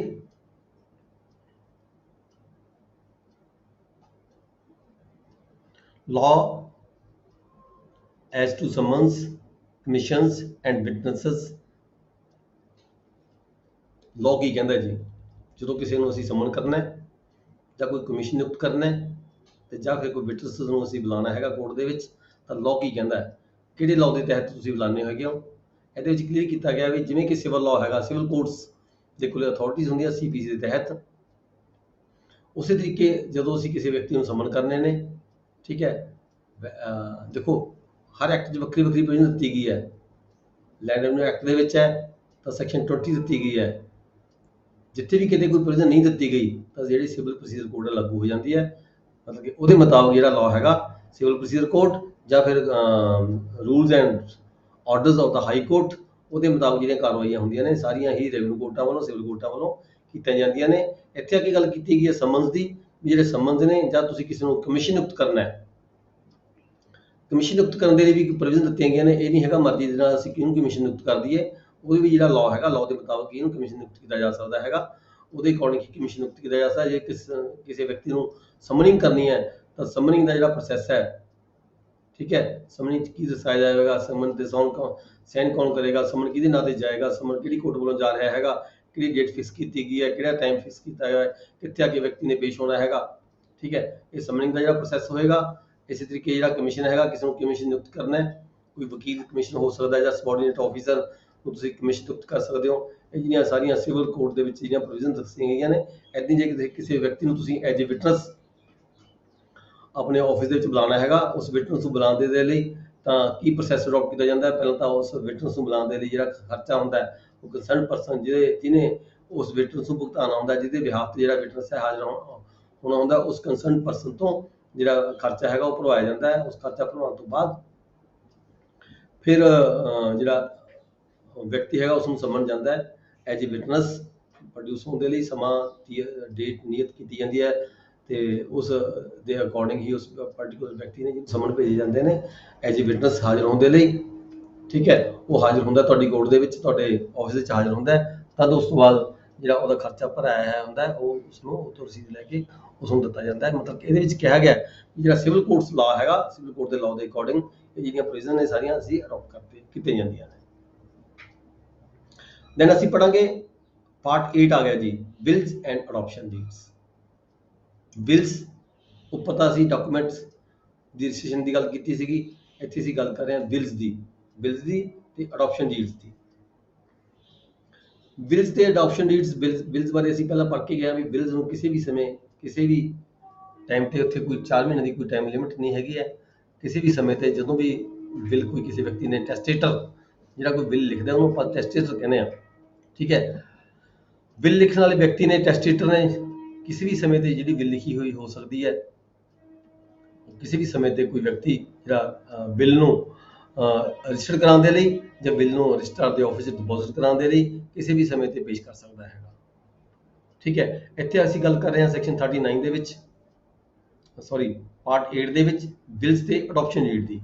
ਨਾਲ ਹੀ ਦੇ ਅਡਾਪਸ਼ਨ ਡੀਡ ਦੀ ਗੱਲ ਕੀਤੀ ਗਈ ਹੈ ਜਦੋਂ ਕੋਈ ਵਿਅਕਤੀ ਸਨ ਜਾਂ ਡਾਟਰ, ਠੀਕ ਹੈ, ਉਹ ਅਡਾਪਸ਼ਨ ਦੇ ਸੰਬੰਧ ਵਿੱਚ ਜੇ ਤੁਸੀਂ ਕਿਤੇ ਰੂਲ ਪੜ੍ਹਨੇ ਹੋਣਗੇ ਤਾਂ ਤੁਸੀਂ ਉਹ ਜਿਹੜੀ ਗ੍ਰੀਨ ਵਾਲੀ ਬੁੱਕ ਹੈਗੀ ਉਹਦੇ ਵਿੱਚ ਬਹੁਤ ਡਿਟੇਲ 'ਚ ਲਿਖੀ ਵੀ ਹੈ ਕੌਣ ਅਡਾਪਸ਼ਨ ਕਰ ਸਕਦਾ ਹੈ, ਕੌਣ ਅਡਾਪਸ਼ਨ ਲੈ ਸਕਦਾ ਹੈ, ਕਿਹੜੇ ਬੱਚੇ ਦੀ ਕਿਸ ਉਮਰ ਤੱਕ ਜਿਹੜੀ ਅਡਾਪਸ਼ਨ ਕੀਤੀ ਜਾ ਸਕਦੀ ਹੈ, ਕਿਹੜੀ ਟਾਈਮ ਕਿਹੜੀ ਲਿਮਿਟ ਹੈਗੀ ਹੈ, ਕਿਹਨਾਂ ਚੀਜ਼ਾਂ ਦੀ ਜ਼ਰੂਰਤ ਹੈਗੀ ਹੈ, ਕਿਹੜੀਆਂ ਕੰਡੀਸ਼ਨਸ ਹੁੰਦੀਆਂ ਨੇ ਅਡਾਪਸ਼ਨ ਕਰਨ ਦੇ ਲਈ ਜਾਂ ਅਡਾਪਸ਼ਨ ਲੈਣ ਦੇ ਲਈ, ਕਿਹੜੀਆਂ ਸ਼ਰਤਾਂ ਹੁੰਦੀਆਂ ਨੇ। ਉਹ ਜਿਹੜੀ ਗ੍ਰੀਨ ਵਾਲੀ ਬੁੱਕ ਸੀ ਉਹਦੇ ਤੇ ਇੱਕ ਚੈਪਟਰ ਹੈ ਪੂਰਾ ਡਿਟੇਲ ਦੇ ਵਿੱਚ, ਤੁਸੀਂ ਉਹ ਕਿਸੇ ਵੇਲੇ ਡਿਸਕਸ ਕਰ ਸਕਦੇ ਹੋ ਜੇ ਕਿਤੇ ਜ਼ਰੂਰਤ ਪੈਂਦੀ ਹੈ।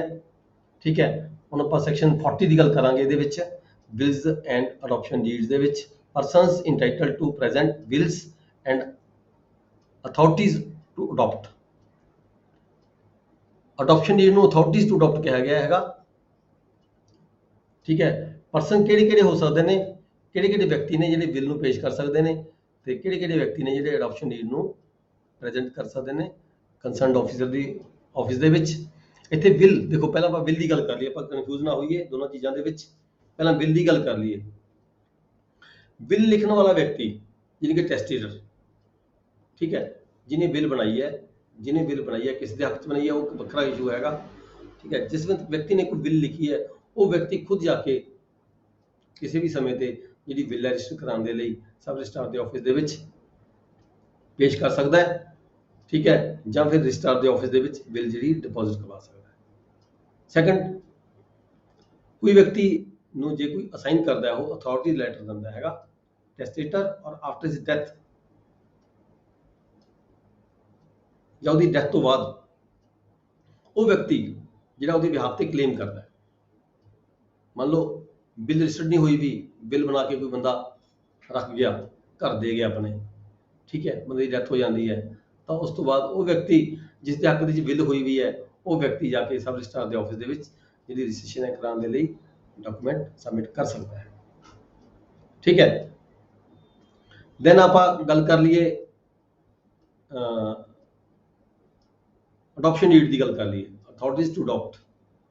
ਅਡਾਪਸ਼ਨ ਡੀਡ ਨੂੰ ਕੌਣ ਵਿਅਕਤੀ ਹੈਗਾ ਸਬ ਰਜਿਸਟਰਾਰ ਦੇ ਆਫਿਸ ਜਾ ਕੇ ਪੇਸ਼ ਕਰੇਗਾ?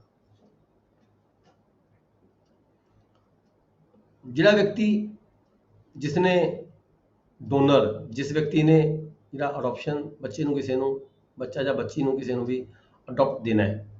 ਠੀਕ ਹੈ, ਪਰ ਦੇਖੋ ਰੂਟੀਨ 'ਚ ਮੈਂ ਤੁਹਾਨੂੰ ਦੱਸਦਾ ਲਾਅ ਕੀ ਕਹਿੰਦਾ ਹੈ। ਲਾਅ ਇਹ ਕਹਿੰਦਾ ਤੁਸੀਂ ਅਡਾਪਸ਼ਨ ਐਂਡ ਗਾਰਡੀਅਨਸ਼ਿਪ ਐਕਟ ਪੜ੍ਹੋਗੇ ਜਦੋਂ, ਠੀਕ ਹੈ, ਉਹ ਗ੍ਰੀਨ ਵਾਲੀ ਬੁੱਕ 'ਚ ਡਿਟੇਲ ਦਿੱਤਾ ਹੋਇਆ ਹੈਗਾ। ਉਹ ਵਿਅਕਤੀ ਜਿਹਨੇ ਅਡਾਪਸ਼ਨ ਦੇਣੀ ਹੁੰਦੀ ਹੈ, ਦੋਨੋਂ ਹਸਬੈਂਡ ਵਾਈਫ, ਉਹ ਵਿਅਕਤੀ ਜਿਨ੍ਹਾਂ ਨੇ ਅਡਾਪਸ਼ਨ ਲੈਣੀ ਹੁੰਦੀ ਹੈ, ਦੋਨੋਂ ਹਸਬੈਂਡ ਐਂਡ ਵਾਈਫ। ਕੋਈ ਵੀ ਵਿਅਕਤੀ ਵਿਦਆਊਟ ਆਪਣੀ ਵਾਈਫ ਜਾਂ ਕੋਈ ਵੀ ਵਾਈਫ ਵਿਦਆਊਟ ਆਪਣੇ ਹਸਬੈਂਡ ਦੀ ਕੰਸੈਂਟ ਤੋਂ ਬਗੈਰ ਜਾਂ ਹਸਬੈਂਡ ਆਪਣੀ ਵਾਈਫ ਦੀ ਕੰਸੈਂਟ ਤੋਂ ਬਗੈਰ ਜਾਂ ਵਾਈਫ ਆਪਣੇ ਹਸਬੈਂਡ ਦੀ ਕੰਸੈਂਟ ਤੋਂ ਬਗੈਰ ਕੋਈ ਡੋਨਰ ਨਹੀਂ ਦੇ ਸਕਦਾ, ਕੋਈ ਅਡਾਪਸ਼ਨ ਕਿਸੇ ਬੱਚੇ ਦੀ ਅਡਾਪਸ਼ਨ ਕਿਸੇ ਹੋਰ ਨੂੰ ਨਹੀਂ ਦੇ ਸਕਦਾ। ਇਸੇ ਤਰੀਕੇ ਗੱਲ ਇਹ ਵੀ ਹੈਗੀ ਨਾਲ ਦੂਜੇ ਪਾਸੇ, ਕੋਈ ਵੀ ਵਿਅਕਤੀ ਆਪਣੇ ਸਪਾਊਸ ਦੀ ਕੰਸੈਂਟ ਤੋਂ ਬਗੈਰ, ਠੀਕ ਹੈ, ਮਤਲਬ ਹਸਬੈਂਡ ਵਾਈਫ ਦੀ ਕੰਸੈਂਟ ਤੋਂ ਬਗੈਰ, ਵਾਈਫ ਆਪਣੇ ਹਸਬੈਂਡ ਦੀ ਕੰਸੈਂਟ ਤੋਂ ਬਗੈਰ ਕਿਸੇ ਵੀ ਬੱਚੇ ਨੂੰ ਗੋਦ ਨਹੀਂ ਲੈ ਸਕਦਾ। ਠੀਕ ਹੈ, ਇੱਥੇ ਹੁਣ ਗੱਲ ਕੀਤੀ ਗਈ ਹੈ ਵੀ ਡਾਕੂਮੈਂਟ ਗੋਦਨਾਮਾ ਹੋ ਗਿਆ, ਇਨ ਜਨਰਲ ਤਾਂ ਗੋਦਨਾਮਾ ਜਿਹੜਾ ਹੋ ਗਿਆ, ਗੋਦਨਾਮੇ ਨੂੰ ਰਜਿਸਟਰ ਕਰਾਉਣ ਦੇ ਲਈ ਇਹ ਮੈਂ ਗੱਲ ਕਰ ਰਿਹਾ ਵੀ ਜਦੋਂ ਪ੍ਰੈਕਟੀਕਲ 'ਚ ਕਿਵੇਂ ਹੁੰਦਾ ਹੈਗਾ, ਦੋਨੇ ਹਸਬੈਂਡ ਵਾਈਫ ਆਉਂਦੇ ਨੇ ਦੇਣ ਵਾਲੇ, ਦੋਨੇ ਹਸਬੈਂਡ ਵਾਈਫ ਆਉਂਦੇ ਨੇ ਲੈਣ ਵਾਲੇ, ਦੋਨਾਂ ਨੂੰ ਵਿਟਨੈਸ ਦੀ ਹਾਜ਼ਰੀ ਦੇ ਵਿੱਚ, ਬੱਚੇ ਦੀ ਹਾਜ਼ਰੀ ਦੇ ਵਿੱਚ ਕਿਹੜਾ ਬੱਚਾ ਗੋਦ ਦਿੱਤਾ ਜਾ ਰਿਹਾ ਹੈ, ਠੀਕ ਹੈ, ਉਹਨੂੰ ਲੈ ਕੇ ਹੀ ਸਬ ਰਜਿਸਟਰਾਰ ਦੇ ਜਿਹੜਾ ਆਫਿਸ ਹੈ ਉਹਦੇ ਵਿੱਚ ਆਉਣਾ ਪੈਂਦਾ ਹੈ ਤੇ ਉਹਦੀ ਜਿਹੜੀ ਫੋਟੋਗ੍ਰਾਫੀ ਹੁੰਦੀ ਹੈ, ਸਾਰਿਆਂ ਨੂੰ ਸਾਈਨ ਕਰਨੇ ਹੁੰਦੇ ਨੇ ਤਾਂ ਜਿਹੜਾ ਗੋਦਨਾਮਾ ਰਜਿਸਟਰ ਹੁੰਦਾ ਹੈ। ਇਹਦੀਆਂ ਸ਼ਰਤਾਂ ਬਹੁਤ ਸਾਰੀਆਂ ਹੈਗੀਆਂ ਨੇ, ਜਿਵੇਂ 14 ਸਾਲ ਦੀ ਉਮਰ ਤੋਂ ਵੱਧ ਜਿਹੜਾ ਬੱਚਾ ਹੈਗਾ ਉਹਦੀ ਅਡਾਪਸ਼ਨ ਨਹੀਂ ਹੋ ਸਕਦੀ, ਤੇ ਜੇ ਕੋਈ ਫੀਮੇਲ ਦੀ ਅਡਾਪਸ਼ਨ ਹੈਗੀ ਹੈ, ਮੇਲ ਅਡਾਪਸ਼ਨ ਲੈ ਰਿਹਾ ਹੈਗਾ ਤਾਂ ਉਹਦਾ ਡਿਫਰੈਂਸ ਕਿੰਨਾ ਹੁੰਦਾ ਹੈ ਆਪਸ ਦੇ ਵਿੱਚ, ਏਜ ਡਿਫਰੈਂਸ ਕਿੰਨਾ ਹੋਣਾ ਜ਼ਰੂਰੀ ਹੈ, ਤਾਂ ਠੀਕ ਹੈ ਉਹ ਵੀ ਦੇਖਣਾ ਜ਼ਰੂਰੀ ਹੁੰਦਾ ਹੈ। ਐਸੀਆਂ ਕੰਡੀਸ਼ਨਸ ਹੁੰਦੀਆਂ ਨੇ, ਜੇ ਕੋਈ ਫੀਮੇਲ ਲੇਡੀ ਹੈਗੀ ਹੈ ਕਿਸੇ ਮੇਲ ਦੀ ਅਡਾਪਸ਼ਨ ਲੈ ਰਹੀ ਹੈਗੀ ਹੈ, ਠੀਕ ਹੈ, ਤਾਂ ਉਹਦੀ ਜਿਹੜੀ ਏਜ ਦਾ ਡਿਫਰੈਂਸ ਕਿੰਨਾ ਹੋਣਾ ਜ਼ਰੂਰੀ ਹੈਗਾ, ਇਹ ਸਾਰਾ ਡਿਟੇਲ ਹੈਗੀ ਹੈ ਇਸ ਬੁੱਕ ਦੇ ਵਿੱਚ ਦਰਸਾਈ ਗਈ ਹੈ। ਇਸ ਬੁੱਕ ਦੇ ਵਿੱਚ ਹੈਗਾ ਚੈਪਟਰ ਹੈਗਾ ਅਡਾਪਸ਼ਨ ਐਂਡ ਗਾਰਡੀਅਨਸ਼ਿਪ ਐਕਟ।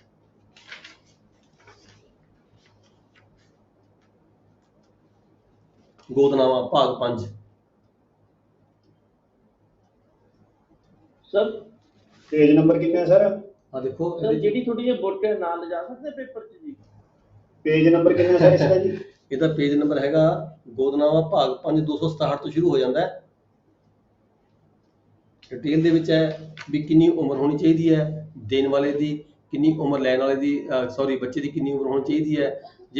ਜੇ ਲੜਕੇ ਨੂੰ ਗੋਦ ਦਿੰਦੇ ਹੋ ਤਾਂ ਲੜਕੀ ਗੋਦ ਲੈ, ਲੇਡੀ ਕੋਈ ਗੋਦ ਲੈ ਰਹੀ ਹੈ ਤਾਂ ਦੋਹਾਂ ਦੇ ਏਜ ਦਾ ਜਿਹੜਾ ਡਿਫਰੈਂਸ ਰੱਖਿਆ ਗਿਆ ਹੈਗਾ 21 ਸਾਲ ਦੇ ਕਰੀਬ ਉਹਨਾਂ ਹੋਣਾ ਚਾਹੀਦਾ ਹੈ। ਜੇ ਕੋਈ ਲੜਕੀ ਨੂੰ ਗੋਦ ਲੈ ਰਿਹਾ ਹੈ, ਕੋਈ ਜੈਂਟਸ ਗੋਦ ਲੈ ਰਿਹਾ ਹੈ ਤਾਂ ਕਿੰਨਾ ਡਿਫਰੈਂਸ ਹੋਣਾ ਚਾਹੀਦਾ ਹੈ ਏਜ ਦੋਨਾਂ ਦਾ ਆਪਸ ਦੇ ਵਿੱਚ, ਉਹ ਸਾਰੀਆਂ ਇਹਦੇ ਵਿੱਚ ਹੈਗੀਆਂ ਇਸ ਬੁੱਕ 'ਚ ਦਿੱਤੀਆਂ ਗਈਆਂ ਨੇ। ਭਾਗ 5 ਦੇ ਵਿੱਚ 267 ਪੇਜ ਤੇ ਤੁਹਾਡੇ ਕੋਲ ਜਿਹਨਾਂ ਕੋਲ ਬੁੱਕ ਹੈਗੀ ਜਿਹੜਾ ਦੇਖ ਸਕਦੇ ਹੋ, ਠੀਕ ਹੈ, ਇਸ ਬੁੱਕ ਤੇ ਦਿੱਤਾ ਗਿਆ ਹੈ 267 ਪੇਜ।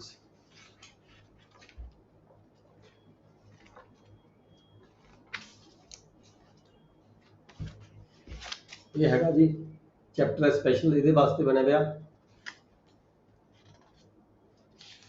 ਜਿਹੜਾ ਹੈਗਾ ਚੈਪਟਰ ਨੰਬਰ 43 ਹੈ, ਇਹ ਵਾਲਾ ਹੈਗਾ 267 ਪੇਜ ਤੋਂ ਸ਼ੁਰੂ ਹੋ ਜਾਂਦਾ ਹੈ। ਇਹ ਇਨ ਜਨਰਲ ਜਿਹੜਾ ਬਹੁਤ ਇੰਪੋਰਟੈਂਟ ਚੈਪਟਰ ਹੈਗਾ, ਜਿਹਦੇ ਲਈ ਬਹੁਤ ਸਾਰੇ ਜਦੋਂ ਅਸੀਂ ਡਾਕੂਮੈਂਟ ਰਜਿਸਟਰ ਕਰਦੇ ਹੈਗੇ ਆ ਨਹੀਂ ਪਤਾ ਚੱਲਦਾ ਵੀ ਇਹ ਗੋਦ ਬੰਦਾ ਦੇ ਸਕਦਾ ਜਾਂ ਨਹੀਂ ਦੇ ਸਕਦਾ, ਲੈ ਸਕਦਾ ਜਾਂ ਨਹੀਂ ਲੈ ਸਕਦਾ, ਠੀਕ ਹੈ। ਇਹਦੇ ਵਿੱਚ ਡਿਟੇਲ ਦੇ ਵਿੱਚ ਬਹੁਤ ਆਪਾਂ ਹੁਣ ਇਹਨੂੰ ਡਿਸਕਸ ਤਾਂ ਨਹੀਂ ਕਰ ਰਹੇ, ਠੀਕ ਹੈ, ਇਹ ਫਾਰ ਜਨਰਲ ਤੁਹਾਨੂੰ ਦੱਸਿਆ ਹੈਗਾ। ਦੇਖੋ ਹੁਣ ਆਪਾਂ ਗੱਲ ਕਰ ਰਹੇ ਸੀਗੇ ਜਿਹੜਾ ਵਿਲਸ ਤੇ ਅਡਾਪਸ਼ਨ ਨੂੰ ਆਫਿਸ ਦੇ ਵਿੱਚ ਕੌਣ ਬੰਦਾ ਹੈਗਾ ਜਿਹੜਾ ਸਬਮਿਟ ਕਰ ਸਕਦਾ ਹੈ। ਬਿੱਲ ਦੇ ਰਿਗਾਰਡਿੰਗ ਆਪਾਂ ਗੱਲ ਕੀਤੀ ਹੈ, ਉਹ ਵਿਅਕਤੀ ਜਿਸ ਨੇ ਬਿੱਲ ਕੀਤੀ ਹੋਵੇ ਉਹ ਸਬਮਿਟ ਕਰੇਗਾ, ਚਾਹੇ ਉਹਨੇ ਰਜਿਸਟਰੀ ਦੇ ਲਈ ਕਰਨਾ ਹੋਵੇ, ਰਜਿਸਟਰ ਕਰਵਾਉਣੀ ਹੋਵੇ ਬਿੱਲ, ਜਾਂ ਫਿਰ ਕਿਸੇ ਦਾ ਰਜਿਸਟਰਾਰ ਦੇ ਆਫਿਸ ਦੇ ਵਿੱਚ ਉਸ ਨੂੰ ਸੇਫ ਕਸਟਡੀ ਦੇ ਵਿੱਚ ਰੱਖਣਾ ਹੋਵੇ ਤਾਂ ਉਹ ਵਿਅਕਤੀ ਰੱਖੇਗਾ, ਠੀਕ ਹੈ। ਜਾਂ ਫਿਰ ਉਹਦੀ ਡੈਥ ਹੋਣ ਤੋਂ ਬਾਅਦ ਤਾਂ ਜਿਹੜਾ ਪਰਸਨ ਕਲੇਮਿੰਗ ਅੰਡਰ ਦਾ ਬਿੱਲ, ਠੀਕ ਹੈ, ਉਹ ਪਰਸਨ ਜਿਹੜਾ ਹੈਗਾ ਉਸ ਡਾਕੂਮੈਂਟ ਨੂੰ ਬਿੱਲ ਨੂੰ ਰਜਿਸਟਰ ਕਰਾਉਣ ਦੇ ਲਈ ਸਬ ਰਜਿਸਟਰਾਰ ਦੇ ਆਫਿਸ ਦੇ ਵਿੱਚ ਆ ਕੇ ਪੇਸ਼ ਕਰ ਸਕਦਾ ਹੈ। In case of adoption deed, adoption deed ਦੇ ਵਿੱਚ ਕੀ ਕਿਹਾ ਗਿਆ, ਪਰਸਨ ਇੰਟਾਈਟਲ ਟੂ ਪ੍ਰੈਜ਼ੈਂਟ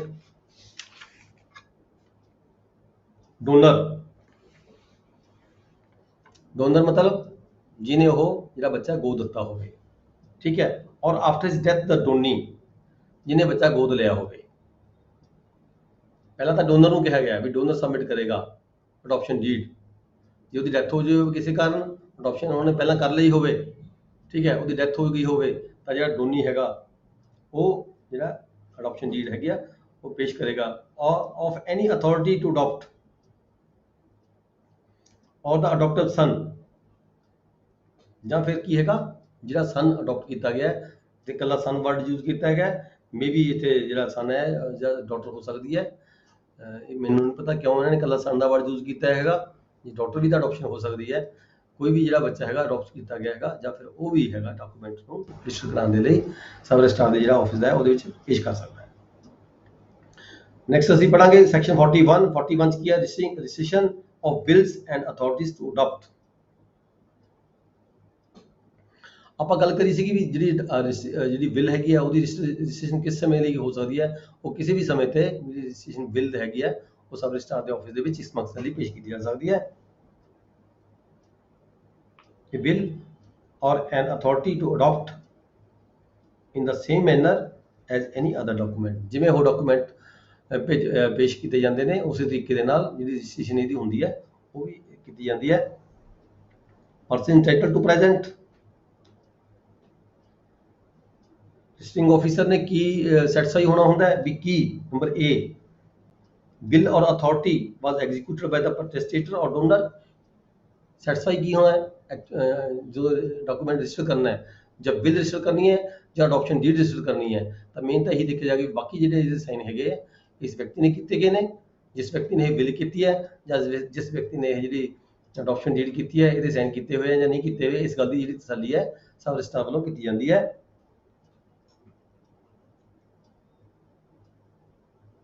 ਜਾਂ ਕਿ ਜੇ ਉਹਦੇ ਵੱਲੋਂ ਕੋਈ ਹੋਰ ਬੰਦਾ ਪੇਸ਼ ਕਰ ਰਿਹਾ ਹੈ, ਉਹ ਖੁਦ ਨਹੀਂ ਆ ਰਿਹਾ, ਤਾਂ ਇਹ ਦੇਖਿਆ ਜਾਏਗਾ, ਡੈਥ ਸਰਟੀਫਿਕੇਟ ਦੇਖਿਆ ਜਾਏਗਾ ਕਿ ਜੇ ਕੋਈ ਬੰਦਾ ਹੋਰ ਆ ਕੇ ਪੇਸ਼ ਕਰ ਰਿਹਾ ਹੈ ਤਾਂ ਕੀ ਵਾਕਈ ਜਿਹੜਾ ਡੋਨਰ ਹੈਗਾ ਜਾਂ ਜਿਹੜਾ ਜਿਹਨੇ ਟੈਸਟੇਟਰ ਹੈਗਾ ਬਿੱਲ ਦਾ ਕਿ ਉਹਦੀ ਡੈਥ ਹੋ ਚੁੱਕੀ ਹੈ। ਜੇ ਡੈਥ ਹੋ ਚੁੱਕੀ ਹੈ ਤਦ ਹੀ ਦੂਜੇ ਬੰਦੇ ਨੂੰ ਅਥਾਰਟੀ ਹੈਗੀ ਹੈ ਪੇਸ਼ ਕਰਨੀ, ਅਦਰਵਾਈਜ਼ ਨਹੀਂ ਦਿੱਤੀ ਗਈ ਹੈਗੀ। ਫਿਰ ਕੀ ਹੋਏਗਾ, that the person presenting the bill or authority is under section 40 entitled to present the same। section 40 ਦੇ ਵਿੱਚ ਜਿਵੇਂ ਕਿ ਆਪਾਂ ਦਿੱਤੀ ਗਈ ਵੀ ਕੌਣ ਬੰਦਾ ਪੇਸ਼ ਕਰ ਸਕਦਾ ਹੈਗਾ ਵੀ ਕਿ ਉਸ ਸੈਕਸ਼ਨ ਦੀ ਜਿਹੜੀਆਂ ਹੈਗੀਆਂ ਪ੍ਰੋਵੀਜ਼ਨ ਨੇ ਪੂਰੀਆਂ ਹੁੰਦੀਆਂ ਨੇ। ਜੇ ਕਿਸੇ ਨੂੰ ਅਥਾਰਟੀ ਦਿੱਤੀ ਗਈ ਪੇਸ਼ ਕਰਨ ਦੀ ਤਾਂ ਕਿ ਉਹਦੇ ਕੋਲੇ ਅਥਾਰਟੀ ਲੈਟਰ ਅਥੋਰਾਈਜ਼ ਹੈਗਾ, ਇੰਟਾਈਟਲਮੈਂਟ ਹੈਗੀ ਹੈ, ਇਹ ਜਿਹੜਾ ਰੈਵਨਿਊ ਆਫੀਸਰ ਨੇ ਇਹ ਚੈੱਕ ਕਰਨਾ ਹੁੰਦਾ ਹੈ ਜਦੋਂ ਕੋਈ ਡੋਨਰ ਜਾਂ ਕੋਈ ਟੈਸਟੇਟਰ ਕੋਈ ਬਿੱਲ ਪੇਸ਼ ਕਰਦਾ ਹੈ ਜਾਂ ਕੋਈ ਅਡਾਪਸ਼ਨ ਡੀਡ ਪੇਸ਼ ਕਰਦਾ ਹੈ for the purpose of registration. Next ਅਸੀਂ ਅੱਗੇ ਪੜਾਂਗੇ deposit of the bills, part number 9, deposit of bills. Section 42 ਦੇਖੋ ਅਸੀਂ ਪਹਿਲਾਂ ਪੜ੍ਹਿਆ ਸੀਗਾ ਕਿਤੇ, ਮੈਨੂੰ ਕਿਹੜੇ ਸੈਕਸ਼ਨ 'ਚ ਪੜ੍ਹਿਆ ਸੀਗਾ ਵੀ ਜਿਹੜਾ ਸਬ ਰਜਿਸਟਰਾਰ ਦਾ ਜਿਹੜਾ ਆਫਿਸ ਹੁੰਦਾ ਉੱਥੇ ਫਾਇਲ ਪ੍ਰੂਫ ਬਾਕਸ ਦਿੱਤਾ ਜਾਂਦਾ ਗਵਰਨਮੈਂਟ ਵੱਲੋਂ, ਠੀਕ ਹੈ। ਡਾਕੂਮੈਂਟ ਜਿਹੜੀਆਂ ਹੋਰ ਬੁੱਕਸ ਦਿੱਤੀਆਂ ਜਾਂਦੀਆਂ ਨੇ, ਅਲਮੀਰਾ ਦਿੱਤੀਆਂ ਜਾਂਦੀਆਂ ਨੇ, ਫਾਇਲ ਪ੍ਰੂਫ ਬਾਕਸ ਦਿੱਤਾ ਜਾਂਦਾ ਹੈ, ਠੀਕ ਹੈ। ਫਾਇਲ ਪ੍ਰੂਫ ਬਾਕਸ ਯੂਟੀਲਾਈਜ਼ ਕਾਹਦੇ ਲਈ ਕੀਤਾ ਜਾਂਦਾ ਹੈ, ਇੱਦਾਂ ਦੀਆਂ ਜੇ ਕੋਈ ਵਿਅਕਤੀ ਆਪਦੀ ਜਿਹੜੀ ਬਿੱਲ ਹੈਗੀ ਉਹ ਲਿਖ ਕੇ ਰਜਿਸਟਰਾਰ ਦਾ ਜਿਹੜਾ ਆਫਿਸ ਹੈਗਾ ਡਿਪੋਜ਼ਿਟ ਆਫ ਬਿਲ ਜਿਹਨੂੰ ਆਪਾਂ ਕਹਿੰਦੇ ਹਾਂ ਐਟ ਐਨੀ ਟੈਸਟੇਟਰ ਆਈਦਰ ਪਰਸਨਲੀ ਔਰ bye duly authorized agent deposit with the registrar his bill in the sealed cover। ਇੱਕ ਕਵਰ ਦੇ ਵਿੱਚ ਸੀਲ ਕਰਕੇ ਜਿਹੜੀ ਆਪਣੀ ਬਿੱਲ ਹੈਗੀ ਹੈ ਉਹ ਰਜਿਸਟਰਾਰ ਦੇ ਆਫਿਸ ਦੇ ਵਿੱਚ ਖੁਦ ਜਾ ਕੇ ਦੇ ਸਕਦਾ ਹੈ ਜਾਂ ਫਿਰ ਆਪਦੇ ਕਿਸੇ ਏਜੰਟ ਰਾਹੀਂ ਅਥੋਰਾਈਜ਼ਡ ਏਜੰਟ ਰਾਹੀਂ ਵੀ ਜਿਹੜੀ ਭੇਜੀ ਜਾ ਸਕਦੀ ਹੈ। ਸੁਪਰਸਕ੍ਰਾਈਬਡ ਵਿਦ ਦਾ ਨੇਮ ਆਫ ਦਾ ਟੈਸਟੇਟਰ, ਕਿਸ ਵਿਅਕਤੀ ਦੀ ਇਹ ਬਿੱਲ ਹੈਗੀ ਹੈ ਉਹਦਾ ਜਿਹੜਾ ਨਾਮ ਹੈਗਾ ਉਸ ਲਿਫਾਫੇ ਦੇ ਉੱਪਰ ਲਿਖਿਆ ਜਾਏਗਾ। ਉਹ ਇਨਗਰੀਡਿੰਗ 'ਚ ਵੀ ਹੋ ਸਕਦਾ, ਜਾਣੀ ਕਿ ਉੱਭਰਿਆ ਵੀ ਹੋ ਸਕਦਾ ਹੈ, ਪਰ ਸਿੰਪਲੀ ਤੌਰ ਤੇ ਜਿਹੜਾ ਹੈਗਾ ਉਹ ਮਤਲਬ ਕਿ ਲਿਫਾਫੇ ਦੇ ਉੱਪਰ ਉਹਦਾ ਨਾਮ ਲਿਖਿਆ ਜਾਏਗਾ। ਜਿਹੜੀ ਬਿੱਲ ਹੈਗੀ ਉਹ ਅੰਦਰ ਹੋਏਗੀ, ਬਿੱਲ ਸੀਲ ਹੋਏਗੀ। ਬਿੱਲ ਸੀਲ ਹੋਣ ਤੋਂ ਇਲਾਵਾ ਜਿਹੜਾ ਉੱਪਰ ਹੈਗਾ ਲਿਫਾਫਾ ਹੈਗਾ, ਲਿਫਾਫੇ ਦੇ ਉੱਪਰ ਉਹ ਪਰਟੀਕੂਲਰ ਵਿਅਕਤੀ ਜਿਹੜਾ ਜਿਸ ਬੰਦੇ ਦੀ ਉਹ ਬਿੱਲ ਹੈਗੀ ਹੈ ਉਹਦਾ ਨਾਮ, ਉਹਦਾ ਫਾਦਰ ਨੇਮ, ਉਹਦਾ ਜਿਹੜਾ ਪਤਾ ਵਗੈਰਾ ਹੈਗਾ ਉਹ ਸਾਰਾ ਡਿਟੇਲ ਉਹਦੇ ਵਿੱਚ ਜਿਹੜੀ ਬਿੱਲ ਹੈਗੀ ਉਹਦੇ ਉੱਪਰ ਲਿਖਿਆ ਜਾਏਗਾ।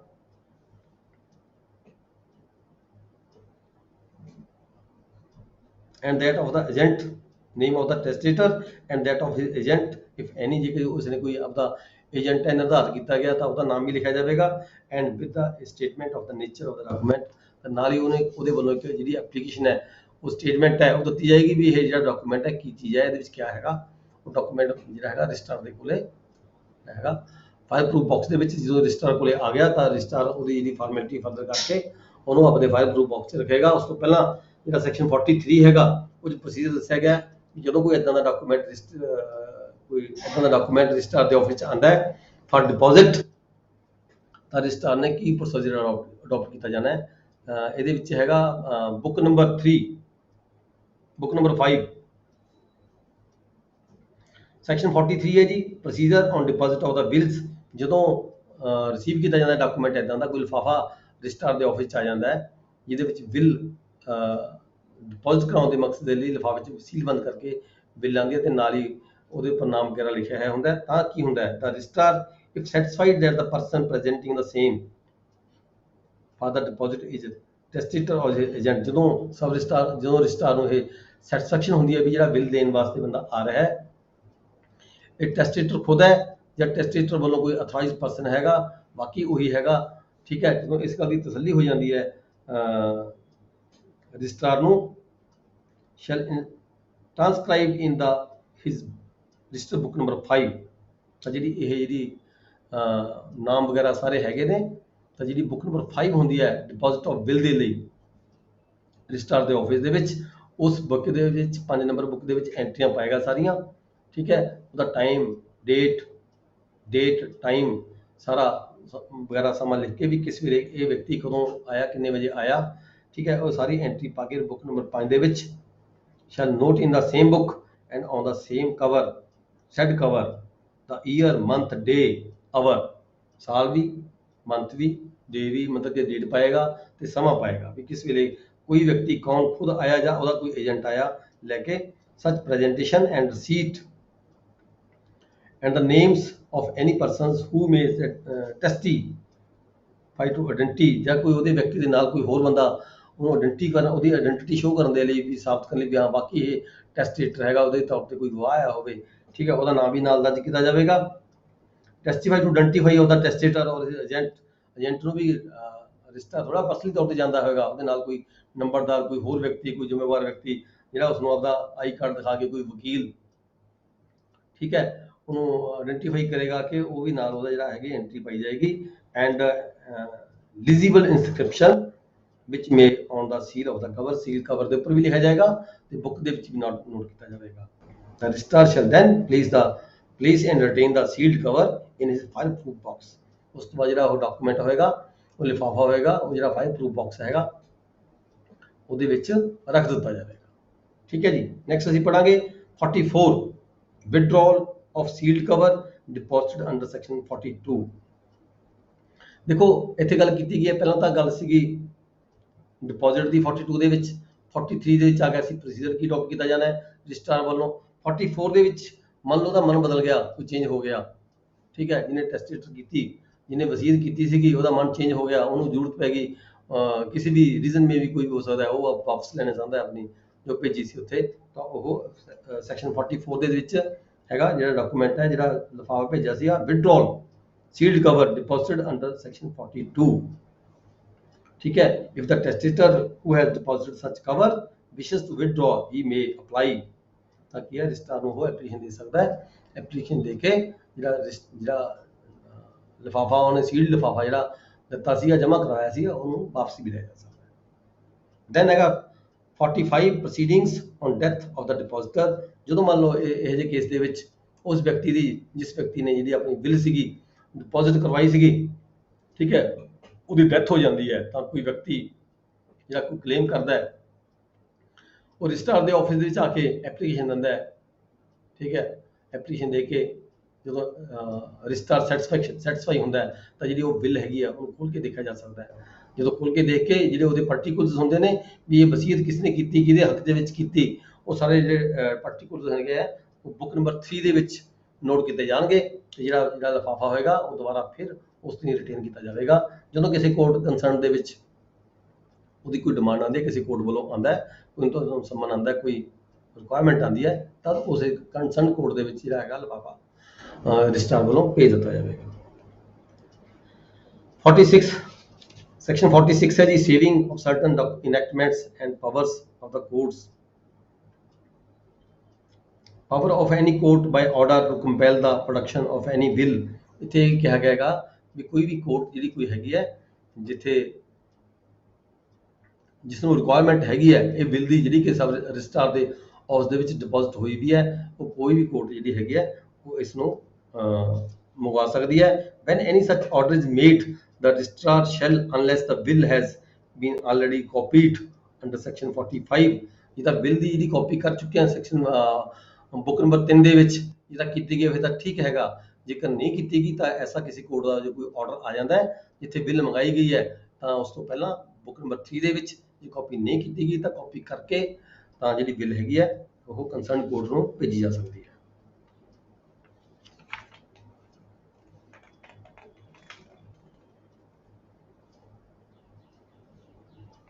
ਜਿਹੜਾ ਪਾਰਟ 9 ਹੈਗਾ ਜੀ ਆਪਣਾ ਖਤਮ ਹੋ ਗਿਆ। ਠੀਕ ਹੈ, ਜਿਹੜਾ ਅੱਜ ਦਾ ਲੈਕਚਰ ਹੈ ਅਸੀਂ ਇੱਥੇ ਖਤਮ ਕਰਾਂਗੇ। ਸਰ ਪਹਿਲਾਂ ਰਿਕਾਰਡ ਦੀ ਇਨਸਪੈਕਸ਼ਨ ਬਾਰੇ ਪੜਿਆ ਸੀਗਾ ਜੀ, ਕੋਈ ਵੀ ਬੰਦਾ ਰਿਕਾਰਡ ਦੀ ਇਨਸਪੈਕਸ਼ਨ ਕਰ ਸਕਦਾ ਪਰ ਉਹਦੇ ਹੱਥ 'ਚ ਪੈਨਸਲ ਹੋਵੇ। ਜੀ ਹਾਂ, ਪੜਿਆ ਸੀ। ਕਿਹੜੇ ਚੈਪਟਰ 'ਚ ਪੜਿਆ ਸੀ, ਕਾਹਦੇ 'ਚ ਸੀਗਾ ਆਪਾਂ ਨੇ ਇਹ? ਲੈਂਡ ਐਕਟ 'ਚ ਲੈਂਡ ਰੈਵਨਿਊ ਐਕਟ ਪੜਿਆ ਸੀ ਆਪਾਂ ਨੇ, ਸ਼ਾਇਦ ਰੂਲਸ ਪੜਿਆ ਸੀਗਾ। ਹਾਂ, ਕੰਫਰਮ ਕਰ ਰਹੇ ਹਾਂ ਜੀ, ਕਿਹੜੇ ਸੈਕਸ਼ਨ 'ਚ ਪੜਿਆ ਸੀ ਸਰ ਇਹ? ਮੈਨੂੰ ਨਹੀਂ ਜਵਾਨੀ ਯਾਦ ਰਿਹਾ, ਪਰ ਆਪਾਂ ਇਨਸਪੈਕਸ਼ਨ ਆਫ ਰਿਕਾਰਡ 'ਚ ਪੜਿਆ ਸੀਗਾ। ਇਨਸਪੈਕਸ਼ਨ ਆਫ ਰਿਕਾਰਡ ਹੈਗਾ ਸੀਗਾ ਮੇਰੇ ਖਿਆਲ ਲੈਂਡ ਰੈਵਨਿਊ ਰੂਲ ਦੇ ਵਿੱਚ ਆਉਂਦਾ ਸੀਗਾ। ਜਦੋਂ ਕੋਈ ਵੀ ਵਿਅਕਤੀ ਕਿਸੇ ਰੈਵਨਿਊ ਨਾਲ ਰਿਕਾਰਡ ਦੀ ਸੰਬੰਧਤ ਦੇ ਵਿੱਚ ਵੀ ਹੈਗਾ ਸਰ, ਜਿਹੜੀਆਂ ਫੀਸਾਂ ਨਾਲ ਸੰਬੰਧਤ ਹੈ ਨਾ, ਫੀਸਾਂ ਨਾਲ ਸੇਖੋਂ ਸਾਹਿਬ ਜਿਹੜਾ ਫੀਸਾਂ ਨਾਲ ਸੰਬੰਧਤ ਹੈ ਉਹਦੇ ਵਿੱਚ ਵੀ ਹੈਗਾ ਇਨਸਪੈਕਸ਼ਨ ਆਫ ਰਿਕਾਰਡ। ਕੋਈ ਵੀ ਵਿਅਕਤੀ ਜਦ ਤੱਕ ਕਾਪੀ ਮੰਗਦਾ ਹੈ, ਲੈਂਡ ਰੈਵਨਿਊ ਐਕਟ 'ਚ ਜੀ ਕੋਈ ਕਾਪੀ ਲੈਂਡ ਮੰਗਦਾ ਰੈਵਨਿਊ ਹੈ, ਐਕਟ 'ਚ ਵੀ ਹੈ, ਲੈਂਡ ਕੋਡ ਮੈਨੂਅਲ 'ਚ ਵੀ ਹੈਗਾ। ਜਦੋਂ ਕੋਈ ਲੈਂਡ ਰੈਵਨਿਊ ਐਕਟ ਦਾ ਜਿਹੜਾ ਸੈਕਸ਼ਨ ਲਾਸਟ ਵਾਲੀ ਸੈਕਸ਼ਨ ਸੀ, ਜਿੱਥੇ ਕੋਈ ਡਾਕੂਮੈਂਟ ਦੀ ਕਾਪੀ ਮੰਗੀ ਗਈ ਸੀਗੀ, ਕਾਪੀ ਦੇ ਨਾਲ ਉਹ ਵਿਅਕਤੀ ਕੋਲੇ ਇਹ ਵੀ ਸੀਗਾ ਪ੍ਰੋਵੀਜ਼ਨ ਸੀਗਾ ਵੀ ਉਹ ਡਾਕੂਮੈਂਟ ਦੀ ਕਾਪੀ ਲੈਣ ਤੋਂ ਪਹਿਲਾਂ ਜਾਂ ਕਾਪੀ ਲੈਣ ਦੀ ਬਜਾਏ ਜਿਹੜਾ ਡਾਕੂਮੈਂਟ ਹੈ ਉਸ ਨੂੰ ਮਤਲਬ ਕਿ ਇਨਸਪੈਕਸ਼ਨ ਵੀ ਕੀਤੀ ਜਾ ਸਕਦੀ ਹੈ ਡਾਕੂਮੈਂਟ ਦੀ। ਕੋਈ ਵੀ ਡਾਕੂਮੈਂਟ ਉਹਨੇ ਲੈਣਾ ਹੋਵੇ ਰਾਈਟ ਤਾਂ ਨਹੀਂ ਸਰ, ਜਿੱਥੇ ਪਟਵਾਰੀ ਦਾ ਰਿਕਾਰਡ ਲੈ ਸਕਦਾ ਹੈ। ਹਾਂ, ਪਟਵਾਰੀ ਦਾ ਰਿਕਾਰਡ ਲੈ ਸਕਦਾ ਹੈ। ਜੇ ਰਿਕਾਰਡ ਲੈਣ ਤੋਂ ਪਹਿਲਾਂ ਜੇ ਕੋਈ ਇਨਸਪੈਕਸ਼ਨ ਵੀ ਕਰ ਸਕਦਾ ਹੈਗਾ। ਪਬਲਿਕ ਡਾਕੂਮੈਂਟ ਦੀ ਗੱਲ ਆ ਰਹੀ ਸੀ। ਪਬਲਿਕ ਡਾਕੂਮੈਂਟਾਂ ਦੀ ਕਿਸੇ ਨੇ ਕਾਪੀ ਲੈਣੀ ਹੋਵੇ ਜਾਂ ਇਨਸਪੈਕਸ਼ਨ ਕਰਨੀ ਹੋਵੇ ਤਾਂ ਜਿਹੜੀ ਇਨਸਪੈਕਸ਼ਨ ਕਰਨ ਵੇਲੇ ਉਹਦੇ ਹੱਥ 'ਚ ਪੈਨ ਨਹੀਂ ਹੋਣਾ ਚਾਹੀਦਾ, ਤਾਂ ਕਿ ਪੈਨ ਦੇ ਨਾਲ ਕੋਈ ਉਹਦੇ ਵਿੱਚ ਕੋਈ ਚੇਂਜ ਕੀਤੀ ਜਾ ਸਕਦੀ ਹੋਵੇ। ਇਸ ਕਰਕੇ ਉਹ ਪੈਨਸਿਲ ਦੇ ਨਾਲ ਜੇ ਉਹਨੇ ਕੁਝ ਨੋਟ ਕਰਨਾ ਹੈ, ਉਹਦੇ 'ਚ ਕੋਈ ਪਾਰਟੀਕੂਲਰ ਨੋਟ ਕਰਨੇ ਨੇ ਤਾਂ ਆਪਣੇ ਪੇਪਰ ਦੇ ਉੱਪਰ ਉਹ ਪੈਨਸਿਲ ਦੇ ਨਾਲ ਨੋਟ ਕਰ ਸਕਦਾ ਹੈ, ਪੈਨ ਨਹੀਂ ਉਹਦੇ ਕੋਲ ਹੋਣਾ ਚਾਹੀਦਾ। ਸਰ ਹਾਂਜੀ, ਜਿਸ ਤਰ੍ਹਾਂ ਕਿਸੇ ਵਿਅਕਤੀ ਨੇ ਜਿਹੜਾ ਹੈਗਾ ਆਪਣੀ ਵਿਲ ਕਰ ਦਿੱਤੀ ਹੈ, ਵਿਲ ਕਰਕੇ ਡਿਪੋਜ਼ਿਟ ਕਰਵਾ ਦਿੱਤੀ, ਡਿਪੋਜ਼ਿਟ ਕਰਵਾਉਣ ਤੋਂ ਬਾਅਦ ਉਹਦੀ ਡੈਥ ਹੋ ਗਈ, ਤੇ ਪ੍ਰਾਪਤ ਜਿਹੜਾ ਹੈਗਾ ਕੌਣ ਕਰ ਸਕਦਾ, ਉਹ ਕਿਸ ਤਰ੍ਹਾਂ ਕਰ ਸਕਦਾ? ਦੇਖੋ ਪਤਾ ਕੀ ਹੈ, ਇੱਥੇ ਉਹੀ ਆ ਗਿਆ ਕਲੇਮਿੰਗ under this will, any person ਕਲੇਮਿੰਗ under the will. ਜਦੋਂ ਇਦਾਂ ਦੀ ਕੋਈ ਵਿਲ ਹੁੰਦੀ ਹੈ, ਜਦੋਂ ਕੋਈ ਬੰਦਾ ਕਲੇਮ ਕਰਦਾ, ਜਦੋਂ ਕੋਈ ਬੰਦਾ ਦੇਖੋ ਡਾਕੂਮੈਂਟ ਕੋਈ ਵਿਲ ਕਰਕੇ ਜਾਂਦਾ ਹੈ ਤਾਂ ਉਹ ਕਿਸੇ ਨਾ ਕਿਸੇ ਨੂੰ ਦੇਖੇ ਤਾਂ ਦੱਸੇਗਾ ਨਾ ਵੀ ਮੇਰੀ ਵਿਲ ਕਿੱਥੇ ਪਈ ਹੈ। ਕਿਸ ਤਰ੍ਹਾਂ ਦੱਸ ਕੇ ਜਾਏਗਾ ਨਾ ਬੰਦਾ ਵੀ ਮੇਰੀ ਵਿਲ ਕਿੱਥੇ ਪਈ ਹੈ, ਜਾਂ ਫਿਰ ਜਦੋਂ ਕੋਈ ਕੋਰਟ ਬੁਲਾਉਂਦੀ ਹੈ ਜਾਂ ਕੋਈ ਕੋਰਟ ਸਰ ਬੁਲਾਉਂਦੀ ਹੈ। ਮੇਰਾ ਜੀ ਸਰ ਇਹਦੇ ਬਾਰੇ ਮੇਰਾ ਵੀ ਇੱਕ ਕੁਐਸਚਨ ਸੀਗਾ। ਇਹਦੇ ਇਹ ਰੱਖੜਾ ਜਿਹੜਾ 5 ਨੰਬਰ ਦੇ ਵਿੱਚ ਕਰਾਊਗਾ, ਨੈਚੁਰਲੀ ਉਹਦੇ ਦਿਮਾਗ 'ਚ ਇਹੀ ਹੋਊਗਾ ਕਿ ਮੇਰੀ ਬਿੱਲ ਜਿਹੜੀ ਸੀਕ੍ਰੇਟ ਰਵੇ, ਸੀਕ੍ਰੇਟ ਰਹੇ। ਹਾਂ, ਇਹ ਪ੍ਰੈਕਟਿਸ ਦੇ ਵਿੱਚ ਤਾਂ ਹੈ ਨਹੀਂ, ਫਿਲਮਾਂ ਦੇ ਵਿੱਚ ਦੇਖਿਆ ਸੀ ਜੀ, ਸੇਠ ਸਾਹਿਬ ਮਰ ਜਾਂਦੇ ਉਸ ਤੋਂ ਬਾਅਦ ਉਹਨਾਂ ਦੀ ਬਿੱਲ ਖੁੱਲੀ ਜਾਂਦੀ ਹੈ, ਫਲਾਣੇ ਨੂੰ ਦੇਤਾ, ਏਦਾਂ ਕੁਝ ਦੇਖਿਆ। ਏਦਾਂ ਪ੍ਰੈਕਟਿਸ ਦੇ ਵਿੱਚ ਆਮ ਸਾਡੇ ਰੂਟੀਨ ਦੇ ਵਿੱਚ ਤਾਂ ਕੁਝ ਨਹੀਂ ਹੈਗਾ। ਨਹੀਂ ਪਰ ਹੈਗਾ। ਇਹਨੂੰ ਫਿਰ ਸੀਕ੍ਰੇਸੀ ਉਹਦੀ ਕੀ ਰਹਿ ਗਈ, ਤਾਂ ਰਜਿਸਟ੍ਰੇਸ਼ਨ ਕਦੋਂ ਹੋਈ ਇਹਦੀ ਗੱਲ ਆਇਆ। ਜੇ ਰਜਿਸਟ੍ਰੇਸ਼ਨ ਹੋ ਗਈ ਤਾਂ ਫਿਰ ਸੀਕ੍ਰੇਸੀ ਕਾਹਦੀ ਰਹਿ ਗਈ, ਫਿਰ ਤਾਂ 5 ਬੰਦੇ ਨੂੰ ਪਤਾ ਹੀ ਲੱਗ ਗਿਆ ਵੀ ਆਪਾਂ ਰਜਿਸਟ੍ਰੇਸ਼ਨ ਤਾਂ ਗੱਲ ਹੀ ਨਹੀਂ ਕੀਤੀ ਇਹਦੇ ਵਿੱਚ, ਤਾਂ ਡਿਪੋਜ਼ਿਟ ਦੀ ਗੱਲ ਕਰ ਰਹੇ ਹਾਂ। ਅੱਛਾ, ਰਜਿਸਟਰਡ ਨਹੀਂ ਹੁੰਦੇ ਜੀ, ਨਹੀਂ ਇਹਨੂੰ ਰਜਿਸਟਰਡ ਨਹੀਂ ਮੰਨਿਆ ਜਾਂਦਾ। ਨਹੀਂ, ਇਹ ਤਾਂ ਡਿਪੋਜ਼ਿਟ ਦੀ ਗੱਲ ਕਰ ਰਹੇ ਆਪਾਂ ਇਕੱਲੀ। ਇਹ ਸਿਰਫ ਡਿਪੋਜ਼ਿਟ ਹੁੰਦੀ ਹੈ ਜੀ। ਜਦੋਂ ਰਜਿਸਟਰਡ ਹੋ ਗਈ ਉਹ ਤਾਂ ਫਿਰ ਪਬਲਿਕ ਡਾਕੂਮੈਂਟ ਬਣ ਗਿਆ। ਇਹਦਾ ਅੱਛਾ ਜੀ। ਇਹਦਾ ਸੀਲ ਹੋਏਗੀ ਜੀ। ਠੀਕ ਹੈ, ਇਹ ਤਾਂ ਬੰਦੇ ਨੇ ਆਪਦੀ ਇੱਕ ਬਿੱਲ ਬਣਾਈ ਘਰੇ ਬੈਠ ਕੇ, ਉਹਨੂੰ ਘਰੇ ਬੈਠ ਕੇ ਜਿਹਦੇ ਹੱਕ 'ਚ ਬਣਾਈ ਕਿਹਦੇ ਹੱਕ 'ਚ ਨਹੀਂ ਬਣਾਈ ਕਿਸੇ ਨੂੰ ਕੁਝ ਨਹੀਂ ਪਤਾ, ਉਸੇ ਬੰਦੇ ਨੂੰ ਪਤਾ ਹੈ ਜਿਹਨੇ ਬਣਾਈ ਹੈ। ਉਹਨੇ ਉਸ ਨੂੰ ਸੀਲ ਕੀਤਾ, ਸੀਲ ਕਰਕੇ ਲਿਫਾਫਾ ਹੈਗਾ, ਲਿਫਾਫੇ ਦੇ ਉੱਪਰ ਆਪਦਾ ਨਾਮ ਥੇ ਵਗੈਰਾ ਜੋ ਵੀ ਲਿਖਦਾ ਵੀ ਕੀ ਇਹਦੇ ਵਿੱਚ ਹੈਗਾ। ਠੀਕ ਹੈ, ਉਹ ਜਾ ਕੇ ਡੀਸੀ ਕੋਲੇ ਦੇ ਆਫਿਸ ਦੇ ਵਿੱਚ ਜਾ ਕੇ ਜਮ੍ਹਾਂ ਕਰਵਾ ਦਿੱਤੀ। ਜਿਵੇਂ ਹੁਣ ਆਪਾਂ ਦੇਖਦੇ ਹਾਂ ਬਹੁਤ ਸਾਰੇ ਟਰਸਟ ਹੁੰਦੇ ਨੇ, ਹੋਰ ਹੁੰਦੇ ਨੇ। ਠੀਕ ਹੈ, ਇਦਾਂ ਦੀਆਂ ਕੋਈ ਬਿਲਸ ਬਣਾਈਆਂ ਜਾਂਦੀਆਂ ਨੇ ਵੀ ਮਗਰੋਂ ਟਰਸਟੀ ਕੌਣ ਹੋਏਗਾ, ਮਗਰੋਂ ਗੱਦੀ ਕਿਹਦੀ ਹੋਏਗੀ। ਇਦਾਂ ਦੇ ਕਈ ਕੇਸਿਸ ਹੁਣ ਤੁਹਾਡੇ ਵੀ ਧਿਆਨ 'ਚ ਹੋਣਗੇ ਸ਼ਾਇਦ। ਠੀਕ ਹੈ, ਜਿੱਥੇ ਕੋਈ ਡਿਸਕਲੋਜ਼ ਪਹਿਲਾਂ ਨਹੀਂ ਕਰਨਾ ਚਾਹੁੰਦਾ ਹੁੰਦਾ, ਬਾਅਦ 'ਚ ਪਤਾ ਲੱਗਦਾ ਜਦੋਂ ਕਿਤੇ ਬਿੱਲ ਓਪਨ ਹੁੰਦੀ ਹੈ ਵੀ ਜਿਹੜੀ ਬਿੱਲ ਦੀ ਇਹ ਕਿਹਦੇ ਹੱਥ 'ਚ ਹੋਈ ਵੀ ਹੈਗੀ ਹੈ। ਇਦਾਂ ਦੇ ਕੇਸਿਸ 'ਚ ਜਿਹੜੀਆਂ ਬਿੱਲਾਂ ਇਹਨੂੰ ਸਰ ਵੈਲਿਊ ਕਿੰਨੇ ਕੁ ਮਿਲੂਗੀ ਜਿਹੜੀ ਰਜਿਸਟਰ ਦੇ ਆਫਿਸ ਦੇ ਵਿੱਚ ਕਰਤੀ, ਫਿਰ ਇਕੁਅਲ ਟੂ ਰਜਿਸਟ੍ਰੇਸ਼ਨ ਹੀ ਹੋ ਗਈ। ਇਹ ਫਿਰ ਕੱਚੀ ਬਿੱਲ ਤਾਂ ਨਹੀਂ ਮੰਨੀ ਜਾਊਗੀ, ਇਹਨੂੰ ਰਜਿਸਟਰਡ ਬਿੱਲ ਹੀ ਮੰਨਿਆ ਜਾਊਗਾ। ਯਾਰ ਬਿੱਲ ਦਾ ਕੱਚੀ ਹੋਣਾ ਜਾਂ ਪੱਕੀ ਹੋਣਾ ਇਹ ਕੋਈ ਮਾਇਨਾ ਨਹੀਂ ਰੱਖਦਾ। ਬਿੱਲ ਤਾਂ ਬਿੱਲ ਹੀ ਹੈ। ਜੇ ਹੁਣ ਇੱਕ ਬੰਦਾ ਪਹਿਲਾਂ ਕੋਈ ਬਿੱਲ ਰਜਿਸਟਰ ਕਰਵਾ ਗਿਆ, ਠੀਕ ਹੈ ਜੀ ਸਰ, ਬਾਅਦ ਦੇ ਵਿੱਚ ਉਸ ਬੰਦੇ ਨੇ ਕੱਚੀ ਬਿੱਲ ਬਣਾਤੀ, ਠੀਕ ਹੈ, ਜਿਹੜੀ ਬਿੱਲ ਕੱਚੀ ਹੈਗੀ ਹੈ ਦੈਟ ਵਿਲ ਫੋਲੋ, ਉਹ ਜਿਹੜੀ ਇਨਫੋਰਸੇਬਲ ਉਹ ਹੋਏਗੀ, ਚਾਹੇ ਉਹ ਰਜਿਸਟਰ ਹੋਈ ਵੀ ਹੈ ਚਾਹੇ ਉਹ ਰਜਿਸਟਰ ਨਹੀਂ ਹੋਈ ਵੀ। ਜਿਹੜੀ ਮਤਲਬ ਰਜਿਸਟਰ ਦੇ ਆਫਿਸ ਦੇ ਵਿੱਚੋਂ ਹੋ ਕੇ ਆਈ ਆ ਉਹ ਇਨਫੋਰਸਡ ਹੋਊਗੀ, ਲਾਗੂ ਹੋਊਗੀ, ਐਗਜ਼ੀਕਿਊਟ ਹੋਊਗੀ। ਲਾਸਟ ਵਿਲ ਇਨਫੋਰਸ ਹੋਏਗੀ। ਲਾਸਟ ਵਿਲ ਕੋਈ ਵੀ ਹੋ ਸਕਦੀ ਹੈ। ਲਾਸਟ ਵਿਲ ਇਨਫੋਰਸ ਹੋਏਗੀ ਚਾਹੇ ਉਹ ਰਜਿਸਟਰਡ ਹੈ ਚਾਹੇ ਉਹ ਅਨਰਜਿਸਟਰਡ ਹੈ। ਇਹਦਾ ਮਤਲਬ ਇਹ ਨਹੀਂ ਹੈਗਾ ਜੇ 2 ਵਿਲਸ ਤੁਹਾਡੇ ਕੋਲੇ ਆ ਗਈਆਂ। ਦੇਖੋ ਇਹ ਪ੍ਰੈਕਟੀਕਲ ਤੁਹਾਡੇ ਕੋਲੇ ਆਉਂਦੀਆਂ ਨੇ ਬਹੁਤ ਸਾਰੇ ਕੇਸਿਸ, ਜਦੋਂ ਤੁਸੀਂ ਕੰਮ ਕਰਦੇ ਹੋ ਤੁਹਾਡੇ ਕੋਲੇ ਆਉਂਦੀਆਂ। ਇੱਕ ਤੁਹਾਡੇ ਕੋਲੇ ਪੱਕੀ ਰਜਿਸਟਰਡ ਵਿਲ ਆ ਗਈ, ਇੱਕ ਤੁਹਾਡੇ ਕੋਲੇ ਕੱਚੀ ਰਜਿਸਟਰਡ ਵਿਲ ਆ ਗਈ, ਅਨਰਜਿਸਟਰਡ ਵਿਲ ਆ ਗਈ, ਤਾਂ ਉੱਥੇ ਆਪਾਂ ਇਹ ਨਹੀਂ ਕਹਿਣਾ ਵੀ ਅਸੀਂ ਵੇਟੇਜ ਰਜਿਸਟਰਡ ਵਿਲ ਨੂੰ ਦੇਣੀ ਹੈ। ਜਿਹੜੀ ਲਾਸਟ ਵਿਲ ਹੈਗੀ ਹੈ, ਦੈਟ ਵਿਲ ਵੀ ਐਗਜ਼ੀਕਿਊਟ। ਬੇਸ਼ੱਕ ਤੁਸੀਂ ਉੱਥੇ ਆਪਣੀਆਂ ਦੋਨੋਂ ਡਿਸਕਲੋਜ਼ ਕਰ ਸਕਦੇ ਹੋ ਵੀ ਆਹ ਦੋਨੇ ਵਿਲਾਂ ਸਾਡੇ ਕੋਲ ਪਈਆਂ ਨੇ, ਪਰ ਜਿਹੜਾ ਮਟੀਸ਼ਨ ਦਰਜ ਕੀਤਾ ਜਾਂਦਾ ਹੈ ਉਹ ਲਾਸਟ ਵਿਲ ਦੇ ਆਧਾਰ ਤੇ ਕੀਤਾ ਜਾਂਦਾ ਹੈ, ਨਾ ਕਿ ਰਜਿਸਟਰਡ ਵਿਲ ਦੇ ਆਧਾਰ ਤੇ। ਵੇਟੇਜ ਲਾਸਟ ਨੂੰ ਦੇਣੀ। ਵੇਟੇਜ ਲਾਸਟ ਨੂੰ ਦੇਣੀ ਹੈ, may be registered, may be non registered. ਇੱਕ ਸਰ ਜਿਹੜਾ ਤੁਸੀਂ ਕਿਹਾ ਵੀ ਜਿੱਦਾਂ 4 ਬੰਦੇ ਰਜਿਸਟਰਡ ਕਰਨਾ ਚਾਹੁੰਦੇ, 2 ਪੇਸ਼ ਹੋ ਗਏ, 2 ਬਾਅਦ ਦੇ ਵਿੱਚ ਪੇਸ਼ ਹੋ ਗਏ, ਉਹਨਾਂ ਚਿਰ ਜਿਹੜੀ ਰਜਿਸਟਰੀ ਆ ਉਹ ਕਿਹਦੀ ਕਸਟਡੀ 'ਚ ਰਹੂਗੀ? ਰਜਿਸਟਰ ਸਬ ਰਜਿਸਟਰ ਦੀ ਕਸਟਡੀ 'ਚ ਰਹੂਗੀ ਉਹਨਾਂ ਚਿਰ? ਪਾਰਟੀਆਂ ਕੋਲ ਬਿਆਨ ਦਰਜ ਕਰਾ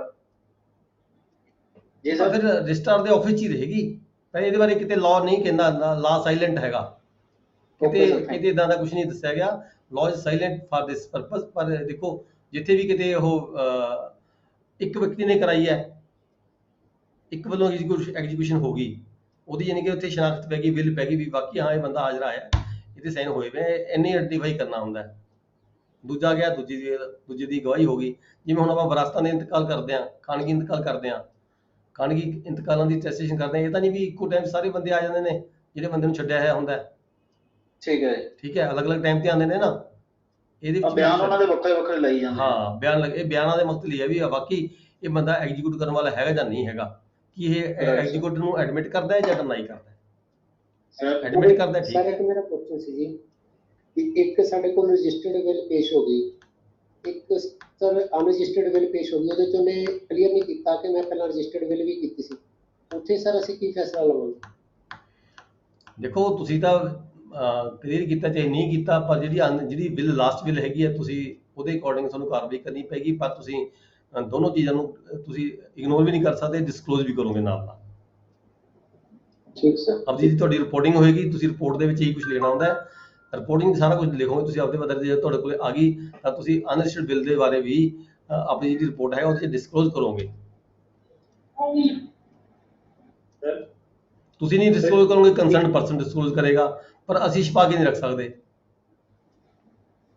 ਸਰ ਰਜਿਸਟਰਾਰ ਨੇ ਰਜਿਸਟਰੀ ਕੀਤੀ ਹੈ ਜੀ, ਤੇ ਉਹ ਨੰਬਰ ਜਿਹੜਾ ਹੈਗਾ ਵਸੀਕਾ ਨੰਬਰ ਰਜਿਸਟਰਾਰ ਦਾ ਲੱਗੇਗਾ ਜਾਂ ਸਬ ਰਜਿਸਟਰਾਰ ਦਾ? ਦੇਖੋ ਜਿਹਨੇ ਕੀਤੀ ਹੈ ਇਹ ਨੰਬਰ ਤਾਂ ਉਸੇ ਆਫਿਸ ਦਾ ਲੱਗੇਗਾ ਜਿਸ ਨੇ ਕੀਤੀ ਹੈ। ਅਸੀਂ ਕਿਸੇ ਹੋਰ ਥਾਂ ਤੇ ਰਜਿਸਟਰ ਕਰਕੇ ਕਿਸੇ ਹੋਰ ਦਾ ਨੰਬਰ ਨਹੀਂ ਲਗਵਾ ਸਕਦੇ। ਸੇਮ ਡੇਟ ਦੇ ਵਿੱਚ 2 ਵਸੀਕੇ ਨਹੀਂ ਹੋ ਜਾਣਗੇ? 2 ਵਸੀਕਾ ਨੰਬਰ ਉਹ ਵੱਖਰਾ ਆਫਿਸ ਹੈ ਨਾ ਜੀ, ਉਹ ਵੱਖਰਾ ਆਫਿਸ ਹੈ। ਸਬ ਰਜਿਸਟਰਾਰ ਦਾ ਆਫਿਸ ਦਾ ਵਸੀਕਾ ਨੰਬਰ ਵੱਖਰਾ ਹੋਏਗਾ, ਰਜਿਸਟਰਾਰ ਦੇ ਆਫਿਸ ਦਾ ਵਸੀਕਾ ਨੰਬਰ ਵੱਖਰਾ ਹੋਏਗਾ, ਪਰ ਇਹ ਪ੍ਰੈਕਟੀਕਲ 'ਚ ਨਹੀਂ ਹੈਗਾ। ਉਹਦੇ ਤੇ ਮੈਂਸ਼ਨ ਹੋਏਗਾ ਕਿ ਇਹ ਰਜਿਸਟਰਾਰ ਵੱਲੋਂ ਰਜਿਸਟਰੀ ਕੀਤੀ ਗਈ ਹੈ ਸਬ ਰਜਿਸਟਰਾਰ? ਬਿਲਕੁਲ ਜੀ, ਬਿਲਕੁਲ। ਜਦੋਂ ਹੁਣ ਜਿਹੜਾ ਆਫਿਸ ਰਜਿਸਟਰੀ ਕਰ ਰਿਹਾ ਹੈ ਉਹਦਾ ਆਫਿਸ ਦਾ ਨਾਂ ਤਾਂ ਆਏਗਾ ਹੀ ਆਏਗਾ ਨਾ, ਉਹਦੀ ਸਟੈਂਪ ਵੀ ਆਏਗੀ, ਉਹਦਾ ਨਾਮ ਵੀ ਆਏਗਾ, ਸਭ ਕੁਝ ਆਏਗਾ। ਠੀਕ ਹੈ। ਹੁਣ ਆਪਣੇ ਕੋਲੇ ਆਉਂਦੇ ਨਹੀਂ ਕੋਰਟਾਂ ਦੇ ਵੱਖ-ਵੱਖ ਕੋਰਟਾਂ ਦੇ ਆਰਡਰ ਨਹੀਂ ਆਉਂਦੇ, ਸੇਮ ਡੇਟ ਦੇ ਆਰਡਰ ਵੀ ਤਾਂ ਵੱਖ-ਵੱਖ ਕੋਰਟਾਂ ਦੇ ਹੁੰਦੇ ਨੇ, ਹੈ ਨਾ? Thank you. ਠੀਕ ਹੈ ਜੀ, class is over, thank you very much.